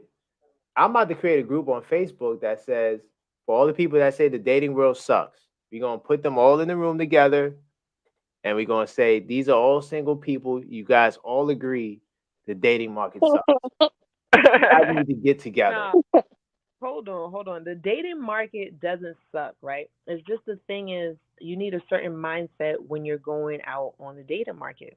Um, Good point. and also too, like where you're going. Like when we're looking on social media, I'm a lurker. So like I don't post too much. I make a post on my story and it's never like me. It's just like other videos that I share. But a lot of the time when I'm looking at some of my friends, some associates, people I don't know, and I'm looking at their stories, I'm like, wow, you can just see by some of the stuff that they'll post. If it's a meme and they post a lot of this kind of meme, what kind of person it is. You know, uh, toxic behavior, needy behavior, or, different things. And so I just like, for me, I don't even know if the dating market is on social media, but going face to face and going to the places where you would like to meet a person, or the things that bring you joy or happiness or whatever it is. Going to those places, meeting those people with a good mindset, there's your options. You can't go to a place that you would not go. I'm not trying to meet nobody at the club. I'm not online dating if that doesn't pique my interest. And like authentically trying to meet people, organically, authentically trying to meet people. That's how you're going to develop options. Sometimes it just Right. happens like serendipitous. Like, I met a person one time. My car, I lent my cousin my car, and he broke the key off in the ignition. He just so happened to have a friend who came in the middle of the night, and we really hit it. He had we exchanged numbers and stuff. He got the key out the ignition. We exchanged numbers, and we started dating, and it was really really good. That was an option, you know, at Yeah. that time. So certain things can happen like that, and just how it happens. But also too, like I said, open mindedness. Make sure both feet is in the same direction, not one foot in the door, one foot in someplace else. A lot of people are dating like that. I don't recommend dating a whole lot of people seriously at once. Like you can like test the market, but like I would Yeah. say, Oh no. Yeah. No. You can't you, have that. That's too much energy. yeah, it is a lot, and that's a lot of money. Lot of money. Yeah. That's too much. I so agree. I just think like get the mindset together. I don't think that there's pee in the dating pool. I think that if you got a sharp eye and sharp ears and a sharp heart, you're good. It's a certain thing. But I was talking to Yannick about this, and prior to us coming into communication, if you are not, when we're looking at like, let's just take what's her name, Michael B. Jordan and Lori Harvey's situation, for instance. He was trying to convince her to get married, basically, because he was a marriage-minded person. Was he Right. sharp? I don't know, because she was basically saying, she's young. She thinks that she's going to be young forever, in my opinion.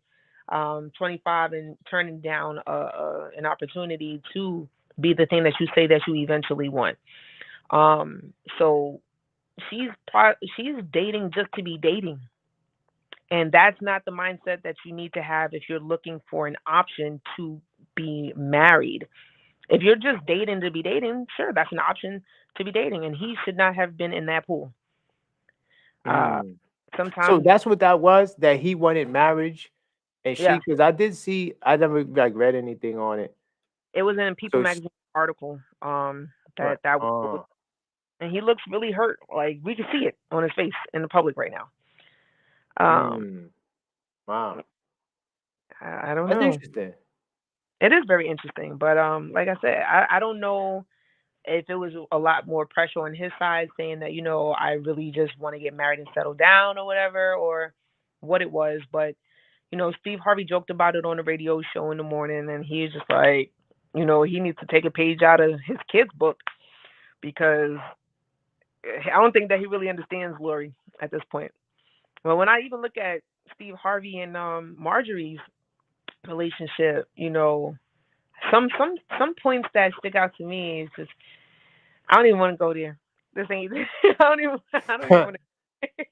so so But yeah, then, in all actuality, Michael B. Jordan, he dodged the bullet, yeah, right? yeah. Because let's say she married him, but she didn't really want to marry him. That could have led to like definitely a divorce down the line, Mhm. and some other like heartache. So With kids, it's be- oof. kids, right? So it's better to be heartbroken. That's why I say like I hope people understand when I say date a lot of people. I don't mean actually going out on dates, and I'm just saying like try to have more conversations and try to Mhm. get in contact with more people, right? Just to so that way you don't when you put all your eggs in one basket, or if you it's just about trying to find that right person, right? It's really comes down to that because you have some people that you think are the right person and everything looks great, Mhm. and now you're going out. Let's say you first met, you texting, You say, hey, you plan a date, you go out on a date, date is cool, and that leads to like two more dates. So now 2 weeks go by. Now on the fourth date, you have sex. Sex probably wasn't that good, or it was good, whatever. And now, you know, you're ghosted. Like I think that you take, yeah, like I always go back to that 4 to 6 months, but I do think that when you just say, okay, I got that one guy, and it's been a month or it's been a couple of weeks, and like you don't talk to anyone else, and you kind of, it's like I feel like it's kind of you're setting yourself back. I feel like you should just have conversations, organic, like you said, you prefer, you're not looking for online, like you prefer um in-person meetups, and then once you get that person, and like you going on like a couple of months or a month or two, and you feel like this person is the right person, you can scale back. Right. You can scale back, but like don't just put all your eggs in one basket after 2 weeks, or if you think this is the one person that, oh wow, I'm gonna fall in love with. I mean, you got to Fact. have an argument.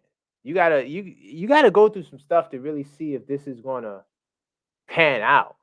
Right. Like you got to be disappointed. Right. Like something has to come. Like maybe it's like, oh wow, I thought he had more money than that. Or oh wow, you know he has a kid, and the mother is still into him. I don't know. It has to be. You have to go through some stuff Right.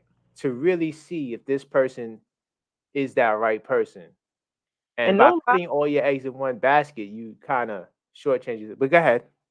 And I was gonna say, I really do hope that both go to therapy, especially Michael B. Jordan, because to feel like this might be your person, and it turns out that it's not. That's a whole lot of unclicking in the mind. Like you can't, an insecurity is created, and that's hard to swallow.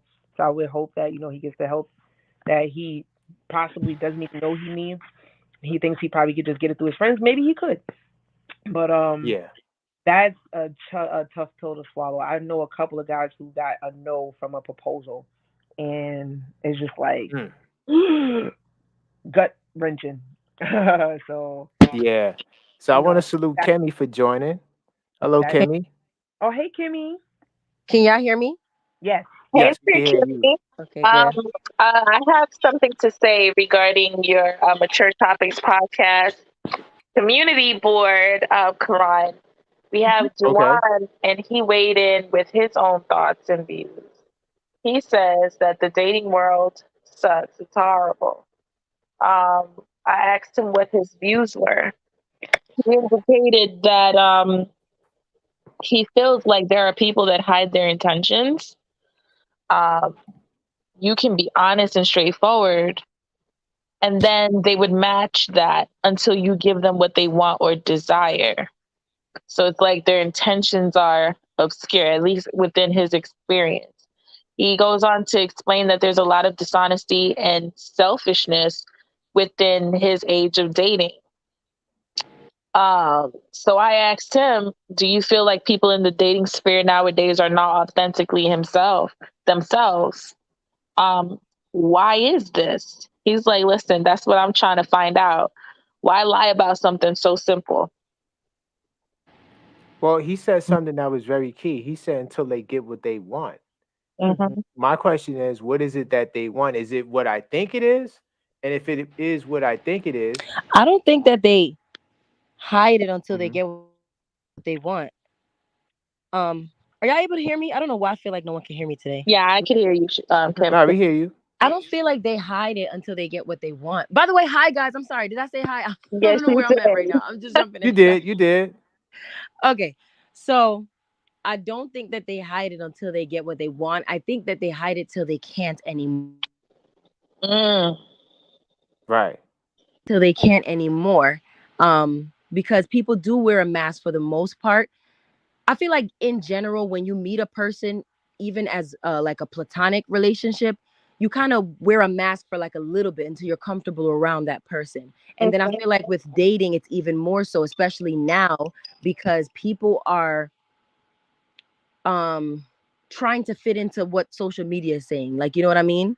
It's like, so I feel like Mhm. they're trying to put on to get what they think they're trying to put on, like to act out what they think they should be in order to get this man or get this woman. Do you know what I'm saying? So they do hide a lot. um Plus it's scary out here, so I think people have been, especially when you're 30s and over and still single, I feel like you've been hurt a lot, so you're scared, like legit scared, Yeah. so you do But hide.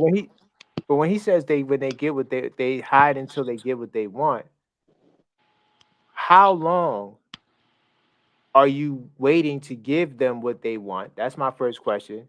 Is it a month? Is it 2 weeks? Is it 2 days? Like what is that time frame that That's you're giving? Because it goes back to what Kimmy says. It's until they show it. And but if you're giving it up too quickly, then a fronter could always take that bet. But if you're following my suggestion, the 4 to 6 months, I know it sounds crazy, but it makes sense Mhm. because for a lot of reasons, and this is one of them.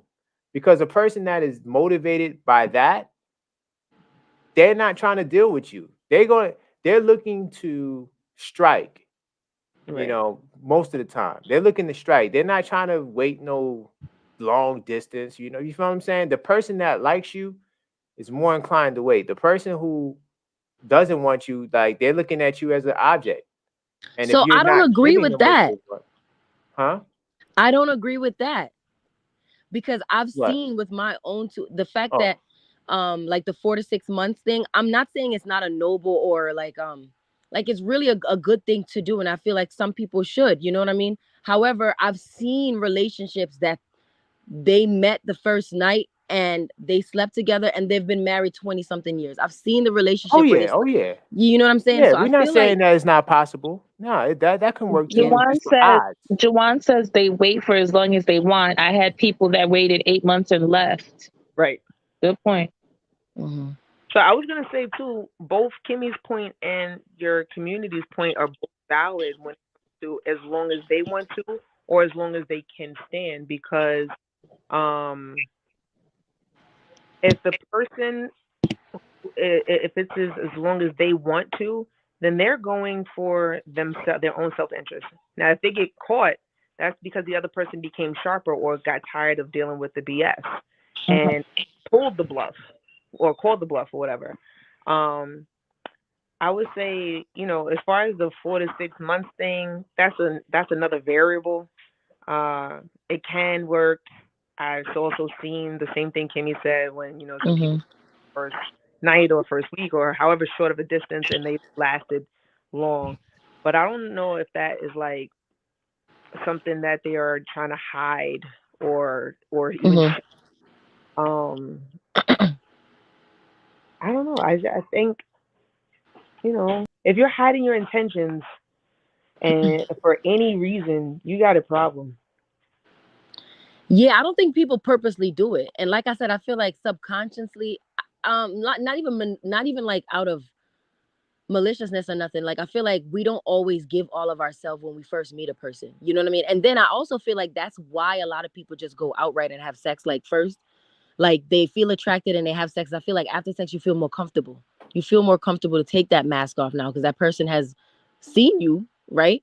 So I feel like we don't intentionally like hide, like to try to be bad. We just want to protect ourselves so we can see who this person is until we feel comfortable. Right. So when I say 4 to 6 months and waiting, delaying, waiting, it's all about odds. It's not nothing is 100%. Mhm. And as far as what Juwan said about 8 months coming, you waited 8 months and it still happened. Not every relationship, unfortunately, is going to make it, regardless of how long you wait. It could be like, can we say after one day, and you could be married for life, or you could wait 2 years and still get burned. So Right. all I'm saying is the odds. The odds, it's about odds. Like this how people who get things accomplished in life look at life is it's all about odds, Mm. statistics. Really What's quick. going to give me the best? Like I know that if I drive my car and I wear my seatbelt, Mm. it's going to give me the better chance of surviving in case of an accident because accidents are unpredictable versus not wearing a seatbelt where you could still survive, but the odds are more than likely you're going to suffer more injury or death. So Mhm. I'm just trying to help you get your odds right, and hopefully that you're dealing with a but there's other things that you have to check off too, because sometimes people say love is blind, and they use that as an excuse to accept toxic or things that are just like bad behavior, and you don't want to see what's in front of you because you think you like this person or you feel like this person is everything, but the Right. truth is there are things that or rather the truth is you're being taken advantage of. So hmm yeah, Really, I'm just trying to increase the odds. I had a Mine's question. 100%. The the part that you said as far as protection, I get protection, right? But to what point, or not point, to what extent is protection of yourself overbearing in the dating market or a relationship? You mean like I feel do you mean like how much of yourself do you need to protect is basically what you're saying? Yeah, like not even how much of yourself, but more so like if you're so guarded, how can someone get through in the Yeah. dating market, or if they are looking to be in a relationship with you? To what Yeah. extent? Listen, no, I literally, when I say I literally was just having a conversation with this person like 2 hours ago about the same exact thing. And I'm telling this person, like, you have to come to people not so guarded because I do understand the need to protect, which is why I understand why people like wear a mask and hide themselves, right? However, Mhm. if you do hide yourself too much, yeah, you're right. You'll be too guarded. You won't really vibe with the person. You know what I mean? Like you have to relinquish or release some of that walls that you have up. Like I understand that people have hurt you or that you've been tainted somehow, but you have to release some of it in order to find what you're looking for. Because if you put up a constant blockage and nobody can really see who you are, I can't vibe with you. I'm vibing with a brick wall. Like that's not okay. Right. That doesn't work, you know. Good So point. yeah, you're right. You can only hide yourself so much. However, there are people that are really hiding themselves because they've been hurt and they just don't understand how to release it. Yo, I have a most recent conversation where like Mm. direct questions have um I would say like this. It happened to me. Like someone asked me a direct question, and I got really nervous. And that was I didn't even realize that I was hiding something until I was just going back and forth with myself. But I was hiding something about myself because I didn't know how to express the thing. Now this is I understood the point where you were saying, Kimmy, where Hmm. um you did cover. I forgot exactly what you said, but you don't know that you're doing this thing. You don't know that you're hiding yourself from this thing because it may be buried so deep. Now the question was like came in landing on the target, and I'm like, oh shit. All I could feel was trigger, and I couldn't really place it yet. That means that there was an emotion that I did not really understand at the moment. All I knew is that I had nervousness that was tied in with fear of them knowing this part of me, and I could not get it out until I like sat quietly for some time trying to like dig it out. And I'm like, I don't know if I was trying to protect myself from this thing, protect myself from the person, more so protecting myself from myself. And that's where the insecurity comes from. That's a major, major, major problem. I saw it as a flaw. And trying to communicate that in that moment, whew, it was a little difficult, but I did work through it in the conversation. And, you know, vulnerability shows because there's a crack. There's a crack in the surface. Oh, shit. and Mhm. it can sting in the moment when it's happening, but those are some of the things, some of the stuff that makes the going through something with someone solidifying. I would say that I'm not even gonna lie. I really did feel like I was naked in front of the person, and Mhm. there was no judgment. And there is something that's solid in that when it comes to the releasing of something you didn't even know that you had inside of yourself. Um, so when I asked you the question of how much guarding or to what extent, sometimes even when you don't know, you can't even block it. Like it still has to come out because that triggering feeling when somebody asks you a direct question, if it's piercing, if you deflect, oh, we smell it. Bullshit, bullshit, bullshit. It Yeah. just comes out that Mhm. way. But if you're trying to be authentic, it comes out that way also. Like I just had to sit still and think to myself for a second and don't let nobody rush your thoughts. And you can be there for the person. Thank God the other person didn't try to make me feel judgment or anything either. They just sat there too. Sometimes everything doesn't happen in a 2 minute window. Sit there quietly and get it through. And that's where I think that magic happens. Do we do that a lot in today's time in the dating market? Probably not. We're so like set on the judgment or, this person's going to judge me. You can feel it sometimes.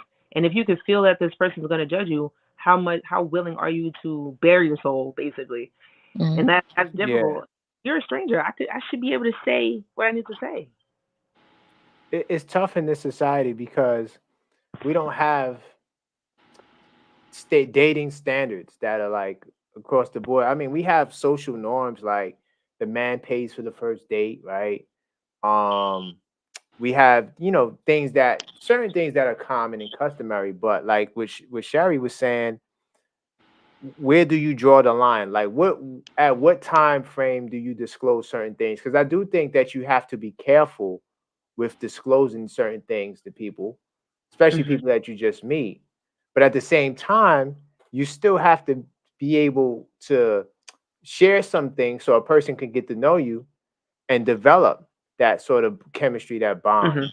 So it's kind of like I don't know. I don't think there's a answer for how to deal with that. That it's like a universal all across the board kind of thing. You I mean like think it has when? to huh? You said I'm asking if you mean like when you start sharing information like that? Yeah, like when you start sharing certain things because certain things you're not going to share on the first date. Oh That yeah. No. it might be too premature, or like because like I have this thing, and Launch Pro knows, where it's like the circles of relationship, where it's like you have a big circle, you have circles within, you have circles. I wish I could show it on the screen. So it's like a big circle, and then you have circles within circles. So Mhm. the outermost layer of this circle within the circle would be like people you just meet on the street. And then as you get closer to the center circle, you start to develop more intimate connections, or you place people in different ways. So I do think you have to go through this process in getting to know people, where you start to share certain things. Like some things are just common, like, hey, I work here, right? Like there's no threat in that. Right. But other information might be a little bit more, sensitive, and I think a lot of that stuff does work itself out organically, especially if it's that right person that you can that you should try to get with, connect with. For It'll sure. work out it'll work out more organically. But I do get what Sherry's saying. It's like that balancing act Yeah. Yeah. of when to be Um, vulnerable and when to pull back. You. Juwan says, I mean, if the person doesn't know you, public information about yourself that your friends and fam know will be new to them. And that's a part of you opening up and getting to know someone, if that makes sense. Yes. Totally. He said public information. Yes. About yourself that your friends and fam know will be new to them. And that's a part of you opening up and getting to know someone, if that makes Yeah, sense. Mhm. yeah, yeah. I think you go on date one, right? A lot of the conversation that you're having is this person telling you what type of person that they are, what the things Mhm. that they like, and I log that information away, and then I see how true what they said was, Absolutely. how it comes later on as we progress in or going on, not that everybody who I'm going on dates with I'm dating, but as we progress in dating, um, and see how those things go, and then in conversation, um, there is a certain energy that is promoted that lets you know if this person is we all have a checklist that lets you know if they're checking off stuff based off their energy and keep to their word, that this is a viable option for me. Now, one of the things that I like to do that makes me not only feel good but know a certain thing, I like asking all the time, and I like when the person asks too, what do you like about me? It always keeps it fresh because it always changes. Incrementally, I always will revisit that. You can revisit that a bunch of times in your marriage later on. You can say, what do you love about me later? So, what you like about me, as far as characteristics or traits or whatever. And when they name things, because I know you'll know that it's true if it's something that you authentically have in you, and they're in great elaboration of it. And vice versa, the same thing. You do it to that person, and that's a great building factor to know if this person is a real option for you. That's going to check a whole box for you. I like that. Um, I think Yep. some other things that happen in conversation, if this person, if it's like a serious kind of relationship you look for, not dating just to be dating, but some of the conversation you want to know is this person a marriage minded person? Not just by what they say, but their also actions, how well they're established. If you're a woman looking for an establishment to have a family with or whatever, um, I think also some of the are they family oriented? If that's something, the questions matter, and then the actual making sure before you check this off your mental checklist, I must see. Like, okay, you said it, now I must see it. And that's a lot of what it means to have some options in the dating market. Like, I'm not just looking at everybody. These are real things. And then, creating certain game. I mean, I'm not gonna not that it's a game, but creating certain scenarios in real life that you can see how it will unfold. Like I will offer to take a guy on a date, for things that I like to do, see if they like it, and or Hmm. some of the things that they've never seen before or whatever it is. Create some sort of freshness and see how it rolls across.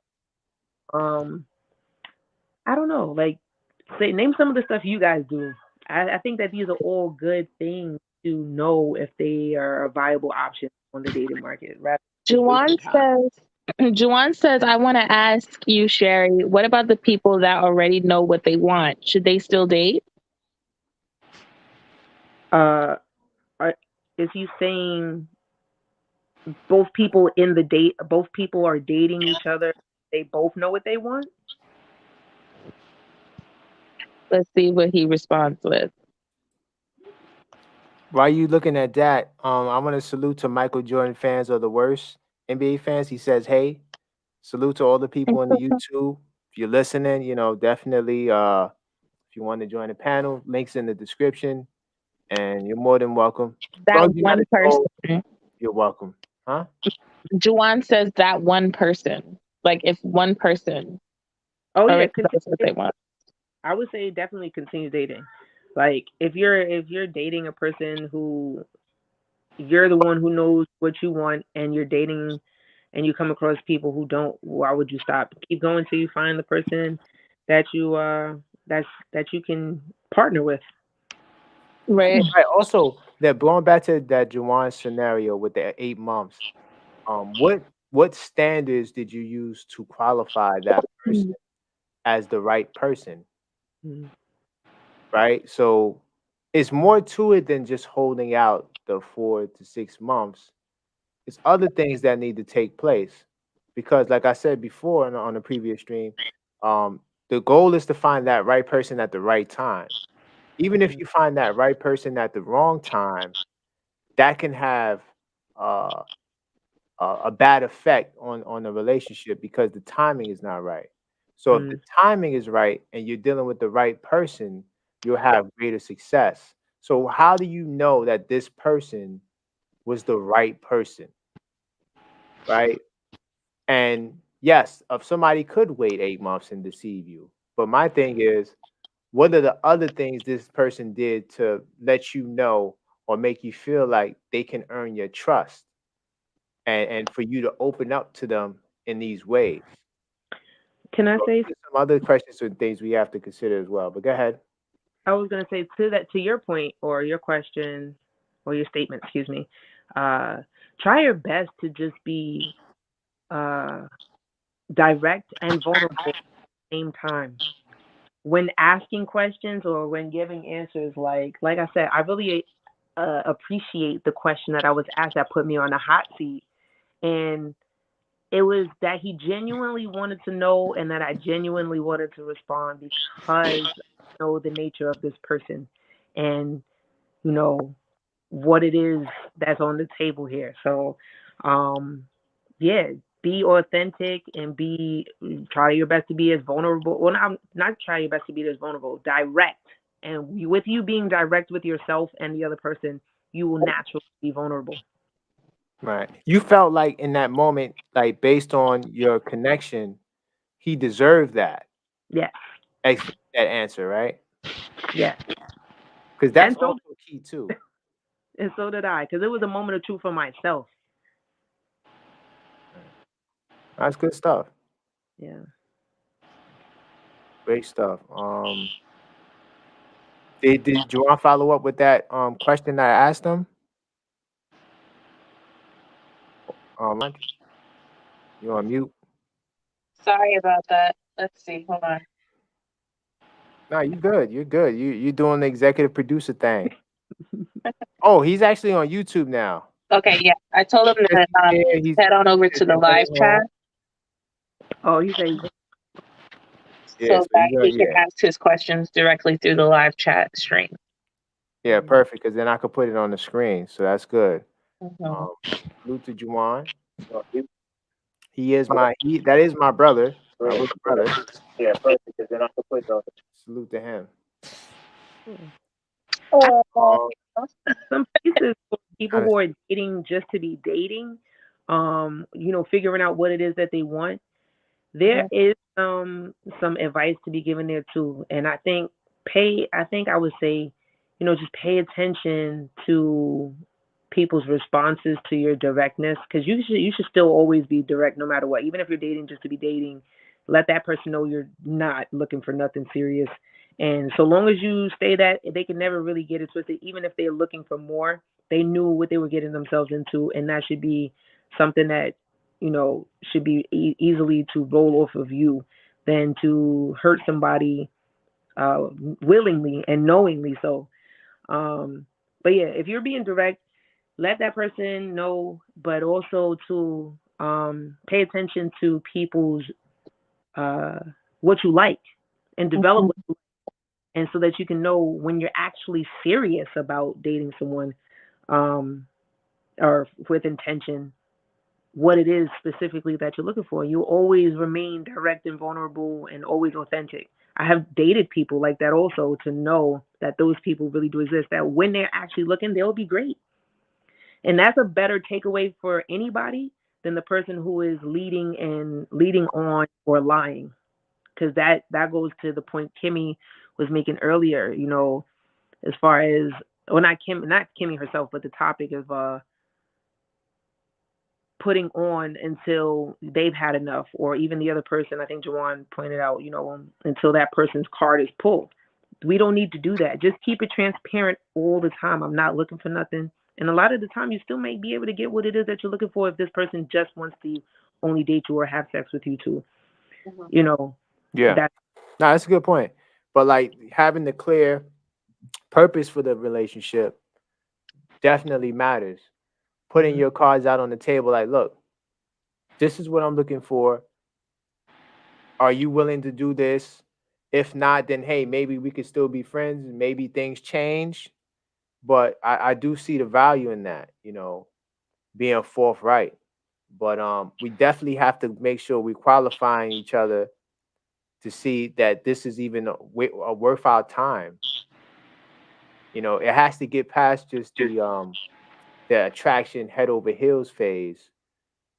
You have to honestly get to a point where you can see this person for who they are. And I know in the first couple of weeks, the first day, it's magical. It's like, oh my God, the greatest person ever, right? And we need to let that letdown happen. And once that letdown happen, you can actually make a decision in regards to this person, because now you're starting to see the person for who they are, not just what you fantasize them to be, right? Juwan says, "Can I re-ask my question?" Wow, you remember the question I asked? I didn't write it down. I think I said, what standards were you using to uh qualify this person after the 8 months? Because you said that 8 months came, the person got what they wanted, and they left. So my thing is more than just the waiting between the time, right? Because you have to identify if this person is the right person for you. Also, is it the right time for them as well? Or is it the wrong time? Things come out after 8 months, and you have to be aware to what's going on. So my thing is, were there things that you possibly missed during your evaluation of this person? And why did you feel comfortable to give it up in the first place? So hopefully that, you know, answers, well, that's the question that I asked. Hopefully you could answer that in a sec. Because a lot of times, you give rewards to people, or the goods, right, so to speak. I'm trying to be friendly to the algorithm, but you give it up without actually the person actually showing you that they deserve it. I think it should come with some sort of commitment, but that's just me. Everyone's not gonna rock with that. I feel like it should come with some sort of commitment. I feel like it should be a special moment. It shouldn't just be something that we do to because we both want it. Mhm. And now the letdown happens, and now you choose to not deal with each other, and you just add it to your body count. And if you continue doing that, your body count will grow. And I know that um men don't like women with higher body counts. I'm not gonna say all men, but there's a large contingent of men that really look down on a woman having a higher body count. And that's why some women with higher body counts hide it too. So it goes back into that game of deception, which I hate that in the single world. Like, oh my God, people just lie. They can't tell the truth because they feel as though you're gonna judge them, or you're not gonna want to deal with them. But let's put the cards on the table so we won't waste each other's time, because there would be a person that would deal with that, you know? Is that a question to ask a woman? I don't think it should come out on the first date, Hmm. but I do think it needs to come out, because and that's if he cares to know, because some men might not even care. You have some guys, especially some alphas, that they don't really care what your body count is. They feel confident in themselves, but then some men kind of, like I say, they like women who, I actually, this was one of the videos in my 100 Things a Man Wants video series. It's about the woman being exclusive. Like, I feel like she's special. Like, she doesn't give it out to everyone. Like, it's Hmm. for me. You feel what I'm saying? Like, a lot of men like that exclusivity. That's why, like, in a club setting, right? If a woman's in a club and she's just dancing and she's all over all different types of guys, that woman more than likely will attract the wrong guy who only wants sex. But the guy who wants actual commitment and wants to be in a relationship will actually look at that girl as, oh, I don't want to deal with her because she's probably easy. So like that's kind of the Mhm. mindset. Let's see. Let me see, Juwan. You put some stuff. Yes, it's more to wait in. It was the consistency, the dates, the deep convos. There was a lot of that I was able to check off when getting to know this person. It wasn't a planned moment. It just happened low. Then I found out they was lying about everything from my friend who was dealing with the same person at the same Interesting. time. So That's crazy. the person was dealing with the friend at the same time. That's sad. Mm. And you see, my brother, he's like what 26, 25. So he's in that zone. I call it the golden rule. People under 25, they're not Uh, really committed. Like they it's can I I'm gonna like say can I no one under something 25. really quick too? I don't know what her Okay. looks looking like or anything like that, but take a swift samurai sword to some flattery and some cunning and to some seductive words. We talked about this, I think, the last uh, podcast we did. If a person is meeting you with everything that sounds so good to be true, if a person is sounding so seductive, doing all like, there's no need for all of that. Communication is just for communication. It's supposed to be simple. Facts. So if they're hitting you in the head with all of this hoopla, so beautiful, so oh my god, how does she know everything what to say? Pull the freaking sheep's wool. If she's trying to just, seduce you with everything, her looks, her smell, her this and that, what is it all for if she already got you?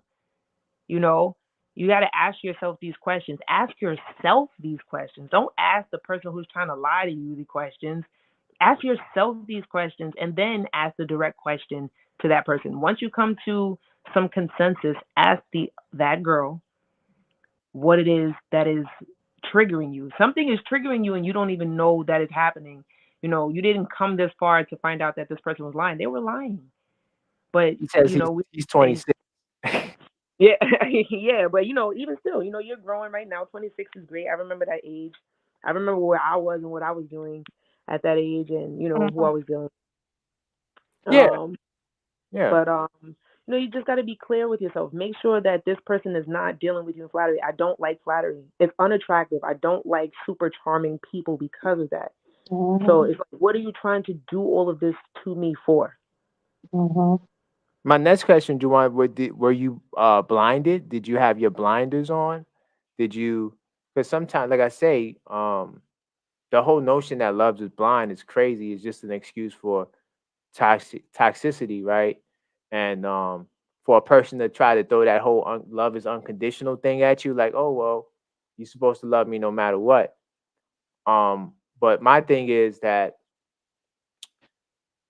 you have to. I lost my train of thought. I wanted to say something so profound, but I lost it.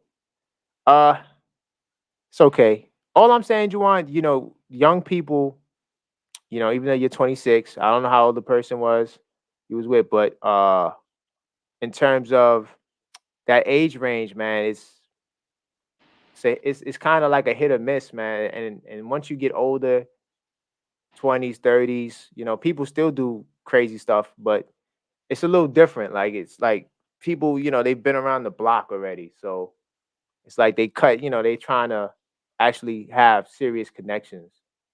Hmm. So, um, yeah, I mean, I feel like you was just caught up in a young people situation, and unfortunately, these situations happen, and these are the situations that help us grow. So now, next time, you may be more privy to the good conversation and the flattery.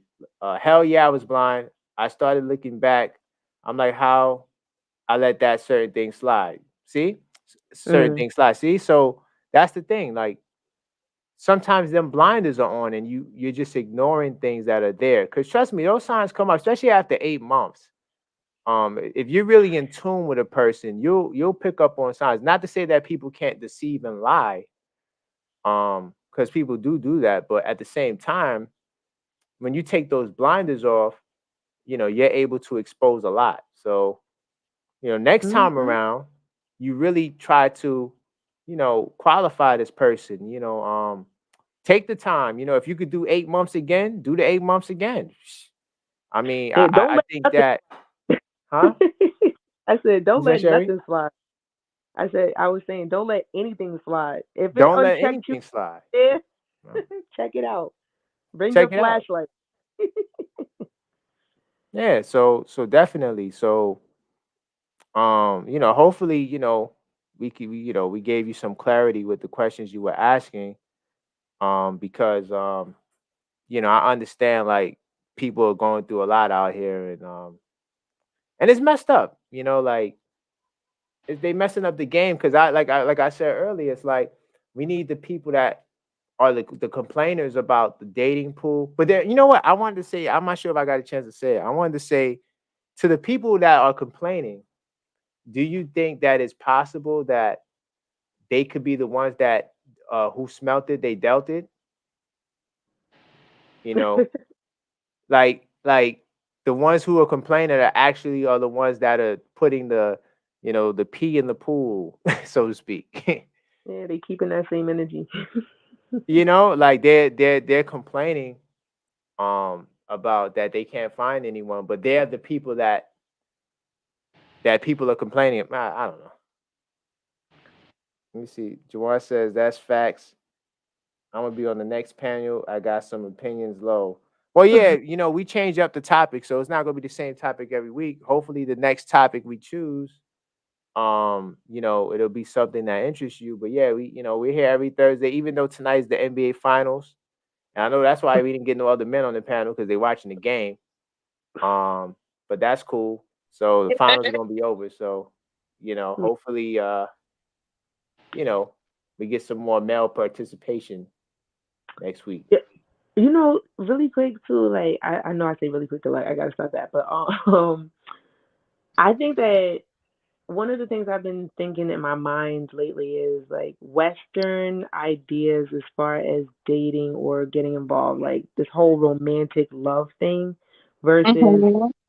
duty of really being with a person. And then like there's an element of romance later because it can always grow. Like love grows in that way.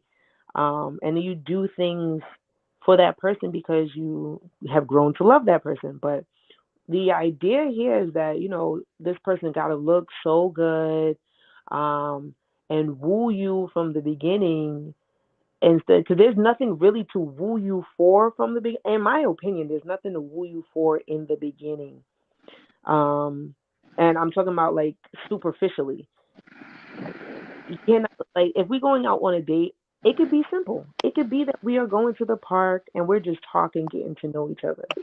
And Right. you know I can start to say, I like this thing about this person, to the point that the thing that you can start to say that you love about the person is that this person is loving something about you or showing love to you in that way. Like, one of the things that I think that I can grow to love is when I share something and the person is supportive of my thing that I want to do and they're actually showing it and believe in me.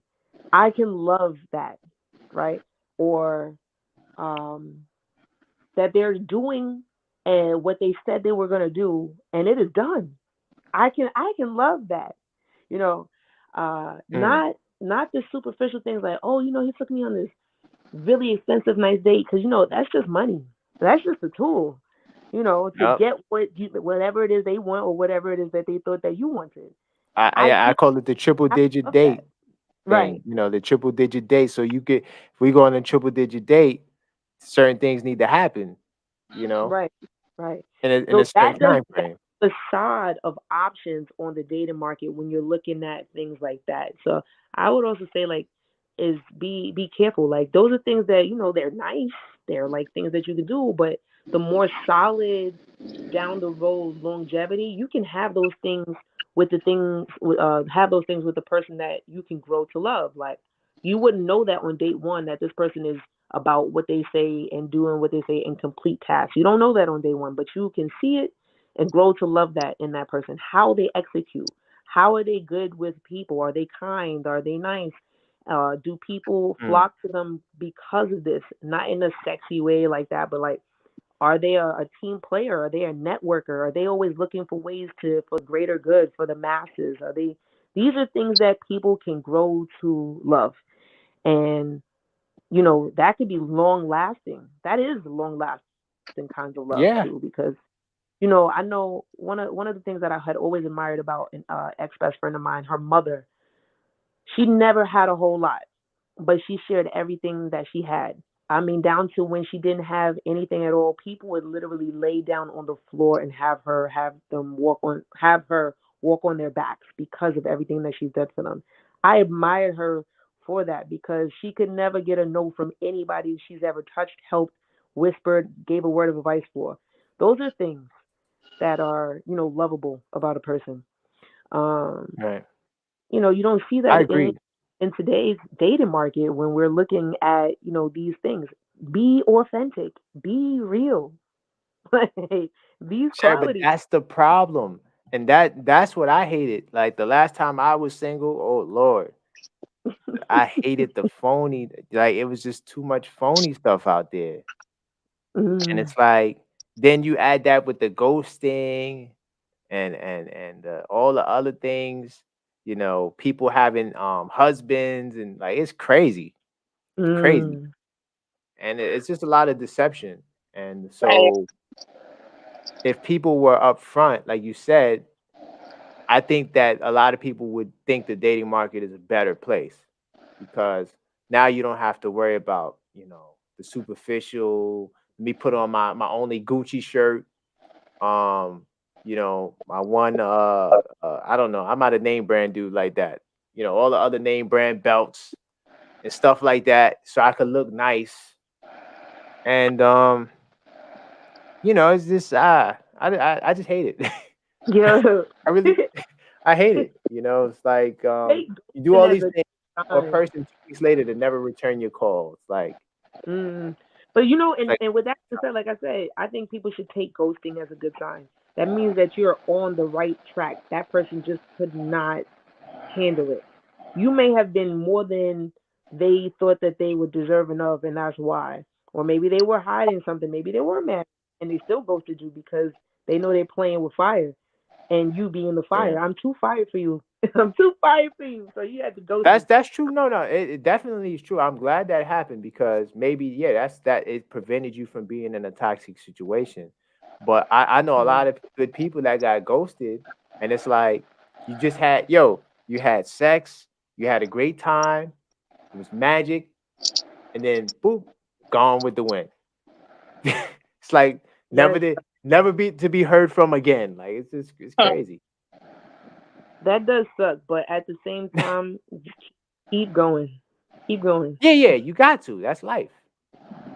Some people And get. eventually that right person will come, Mm-hmm. and you'll be able to have the things that you always desired. You just got to keep putting yourself out there. Like I tell you, Unique, I say, hey man, you got to just cast a wider net. You got to become a better hunter. If we're using that as a reference, because he Mhm. says he wants to eat. So if you want to eat, you got to eat. Like it's like nature. Like it's like you have to survive. So you have to start doing things differently, putting Mm-hmm. yourself in different like my boy, he gave the best advice I felt like you could give. He said that go to the place that you and your girl will have compatibility with or something like that. You guys both would like go there and try to see if you could find someone there. I mean, especially in New York, we have so many social clubs and things of that nature. It's like, you know, it's a lot of options, and some cities don't have the options we have in New York.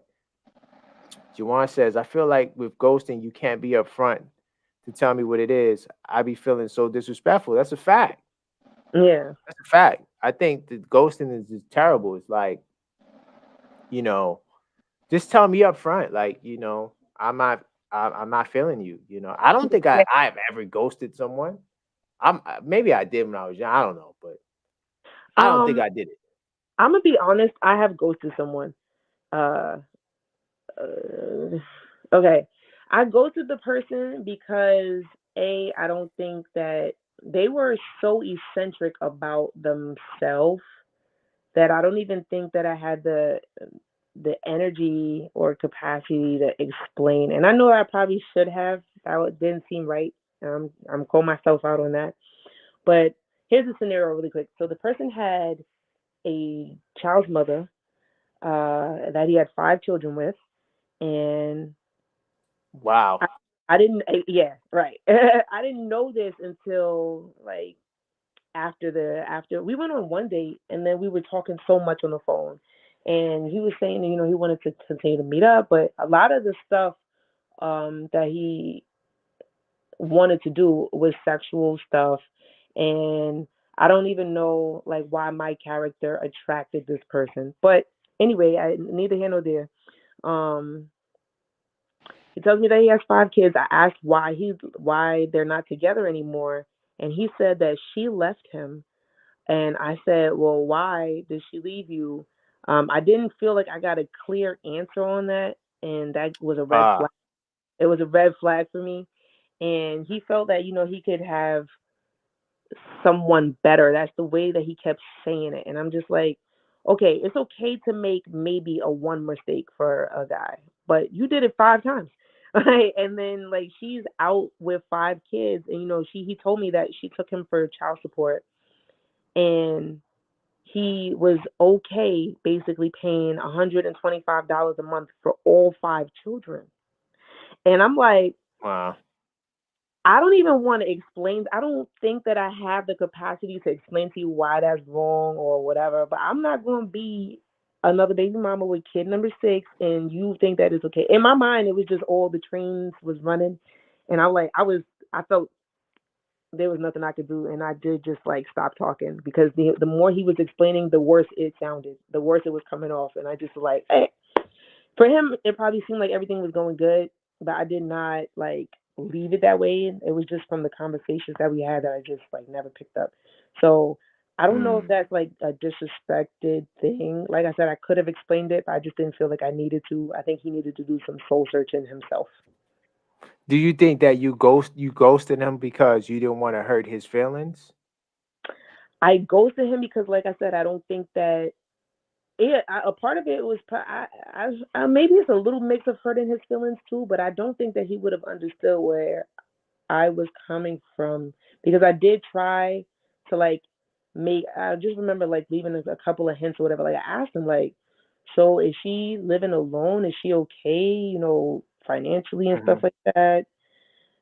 He's just like, well, listen, she made that her decision herself, and I couldn't really get on board with that mentality, whatever. So I just like, instead of me having that whole conversation and all that energy, bye. I'm sorry. At Yeah. that time, Juwan like, said nah. He said nah. That's different. So maybe I don't want to say maybe it's like a excuse to ghost, but I do think that, and I'm not saying that in this guy in this situation, you do have some weirdos out there. It's like, maybe the weirdos deserve to get ghosted. Juwan says, I feel like ghosting someone that's genuinely into you is messed up. Like they are husband or wife material. But you see that, but Juwan, well, that opinion, subjective. yeah, because I'm sure he believed that about himself to me. I just Right. not. It just you got like, and that's the thing. Maybe if take I think it's like go slower. If you've ever been ghosted, it's a go slower and think strategically, because sometimes it's what you say and you don't even know what you said that got you ghosted. So, Yeah. especially if you're constantly getting ghosted, you got to be mindful, like, why is this? What is going on? Um, Yeah. Constantly being ghosted. yeah, That would make you depressed. right. You constantly being ghosted because you think you're doing it right and then boom. But I respect your situation. I feel like that's a real situation.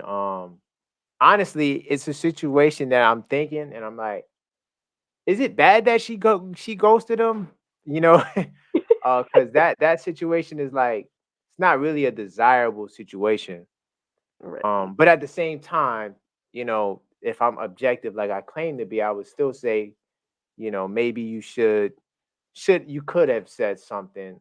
You maybe if you didn't I want a wasn't even phone mature enough call. at that time. I think so, Yeah, of but course, yeah. That's what I'm saying. In my younger days, I probably did it too. I just don't remember. But I probably done it too. I think that we all are immature at some point, and we'll yeah. do things like that. I'm lying right now. I was mature enough to say it. I just didn't want to. I just thought about it. Oh, do I say how you supposed to know? I mean, Like, uh, honestly, hopefully you dealing with that right person. That right person will would let you know. Oh, and he says because he keeps getting ghosted. okay, so Oh, that means that you need to take a second and think about some of the stuff, some of the scenarios that happen or transpire between you and that person. And I can't grow if I don't know. That's true. That's true. But if that person, you can't always get closure from the person, period. Some yeah, people would you just ghost you or whatever. Like you could even go through a breakup and they don't tell you why. So for yeah, you, that's something that you need to look at yourself, especially if there's a common denominator, not just you being the common denominator, but certain situations. Um, Ask yourself what, like, if it's the last conversation that happened, what do you think, and play it back. Like sometimes you do have to dig in there in that and then figure some stuff out for yourself. But if you do get the yeah. opportunity to like get the closure, sure, you should maybe give that person some space and some time and then revisit that later, like what happened, why you ghosted me, or like I would answer that question to anybody who I to a person that I ghosted. If I only ghosted one person, but if he wanted to know Right. now, I wouldn't mind telling him. So yeah, give some space and then you can ask that question later. But if you can spend What I would say, that, what might help with the ghosting would be you could doing the qualifying process. Because to be honest, going back to what Sherry said earlier about ghosting being a good thing, it can kind of be a good thing because it can save you from a headache. So, mm, and I think it also depends on when the ghosting happens. So, like, if like the first week you talk, you text, you probably didn't even meet up yet, and then out of nowhere the person stops texting you, I don't think you would mind that. I don't think that that would be a problem, right? Because you didn't really get to know the person. But mhm, if you spend some time talking to this person, like a month or two, you might have been on like 8 dates, and you had sex a couple of times. I think that hurts more, right? So one thing I would say is that if you can wait some time, like we say 4 to 6 months, don't have to be 8 months, right, to do that, then do some other things in terms of qualifying a person. I might have to write that book, babe. I might have to put that book out, that dating assessment book, because write yeah, that book. it's some things I suggest that you should do. More Is It's Joel more to it looking than for a just waiting. relationship though? Huh? Is he looking for a relationship or is he just dating to understand himself Good better? question. He says hard to pay. But Juwan, are you looking for a relationship? You want someone to be serious? You want someone to, be with on that level? Build, That's also another good question too. yeah. See what you want. This be like all of this road mapping is valuable and necessary. So it's like if you are, I'm not sure if you're texting right now, but if you're looking for a relationship, um, well, I He was says, looking "Well, for, I was looking for a relationship. and so Now he just gave up." do you? I mean, I kind of feel like if you're looking for a relationship, then you have some sort of establishment. But correct me if I'm wrong. You're 26. I don't know. Maybe you do. I'm maybe just assuming. But at 26, now I just gave up. To be honest, you don't give up. But you're just 26. You can't be giving up at 26. Your life just started. Come on. But I will say that working on getting established is somewhere where your mind should be at right now. And if you're dating right now, you should just be dating to understand yourself better. If you need to get some rocks off there. As long as you keep it straightforward and honest, you should be good to go. There, you're from the small picture that I see, you're not an ugly guy. You can still, float that boat. There's gonna be some girls who want to do that, and then learn their So that's position. my brother. He's not gonna be ugly. He Yeah, he he's an seems attractive guy. So, there's gonna be, some behaviors and things that you need to pay attention to find out what it is that you like. So date in that pool. You're not probably looking for a relationship yet, like you think you are yet. Because if mm, a baby were to come into that situation, that's a part of relationship if you're being right. serious with the person.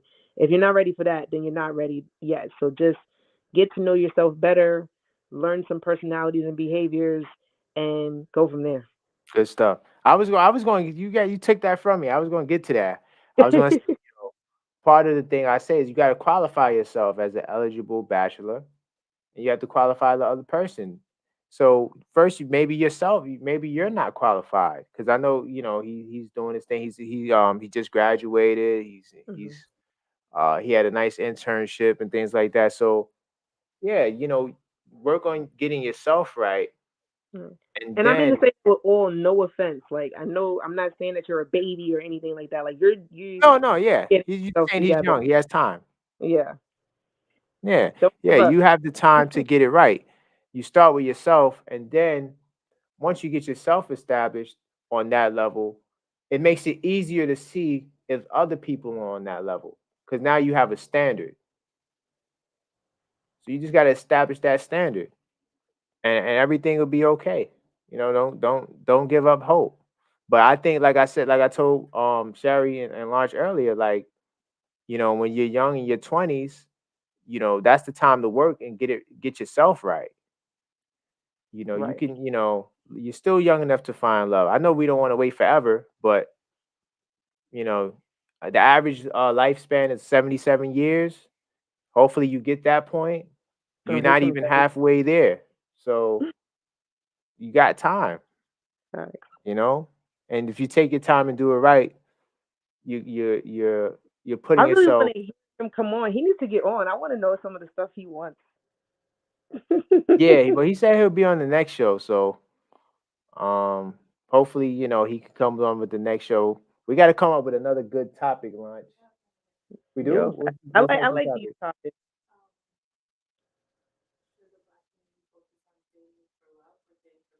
Okay, so we have a pending topic. Should the black community date for love or should they date for purpose? Straight Oh from the man, executive producer. punch that up. Punch it up, cause Yeah. nah, nah. I mean, we should all. Everybody thinks that they're dating for purpose, though. Everybody thinks Hmm. that. And they think that it's a mix in between too, because a lot of people are thinking that they're dating for purpose, but they're looking for love. Because I got a lot Hmm. to say. Nah, but I hear y'all. Cool. Okay.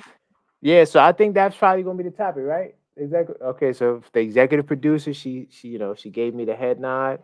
She said Boom. that that's what we're gonna be doing. So that's what we're gonna be doing. Yes. So I guess we could wrap it up. I see Kim, Kimmy got up out of there. This was a great show. That's Um, funny. He was just about to come on. I oh, don't know Unique, where he was at the whole time. he's about to come on. Yeah. Uh, Oh, okay. Um, it's done though. I mean, shoot. kind of, yeah, it's done. Yeah. We'll catch him on the next one. Okay. And it's been a great show. You any final words to the people out there that say the dating market sucks? What could we do to help give them some, solutions? Yeah. For me, my final words is get the mindset. The mindset of what it is. First, know what you're looking for before you go out on the open market because it's open.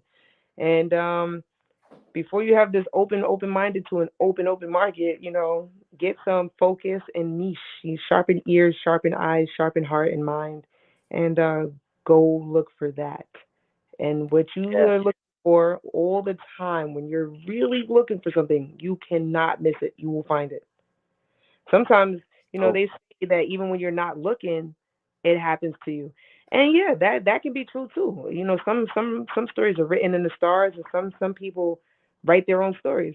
So that's all good. But make sure that you have your own idea and to a T before you go hit this open market looking for options. Yes. Final words from me. Well, Lunchboy, you guys something you want to say? Yeah. I'm not sure if they can hear you, but They can't hear me. Am I audible? can you hear her? Yeah, a little bit. A little bit. I'll translate. What you want to say? As far as like the dating world is concerned, I just think that people need to focus on themselves. Be qualified first. You know, go in the areas that you would want to find a true love. You know what I'm saying? Like you're not gonna find a true love in the club, most likely not. Be in the certain venues that you want to attract your ideal mate.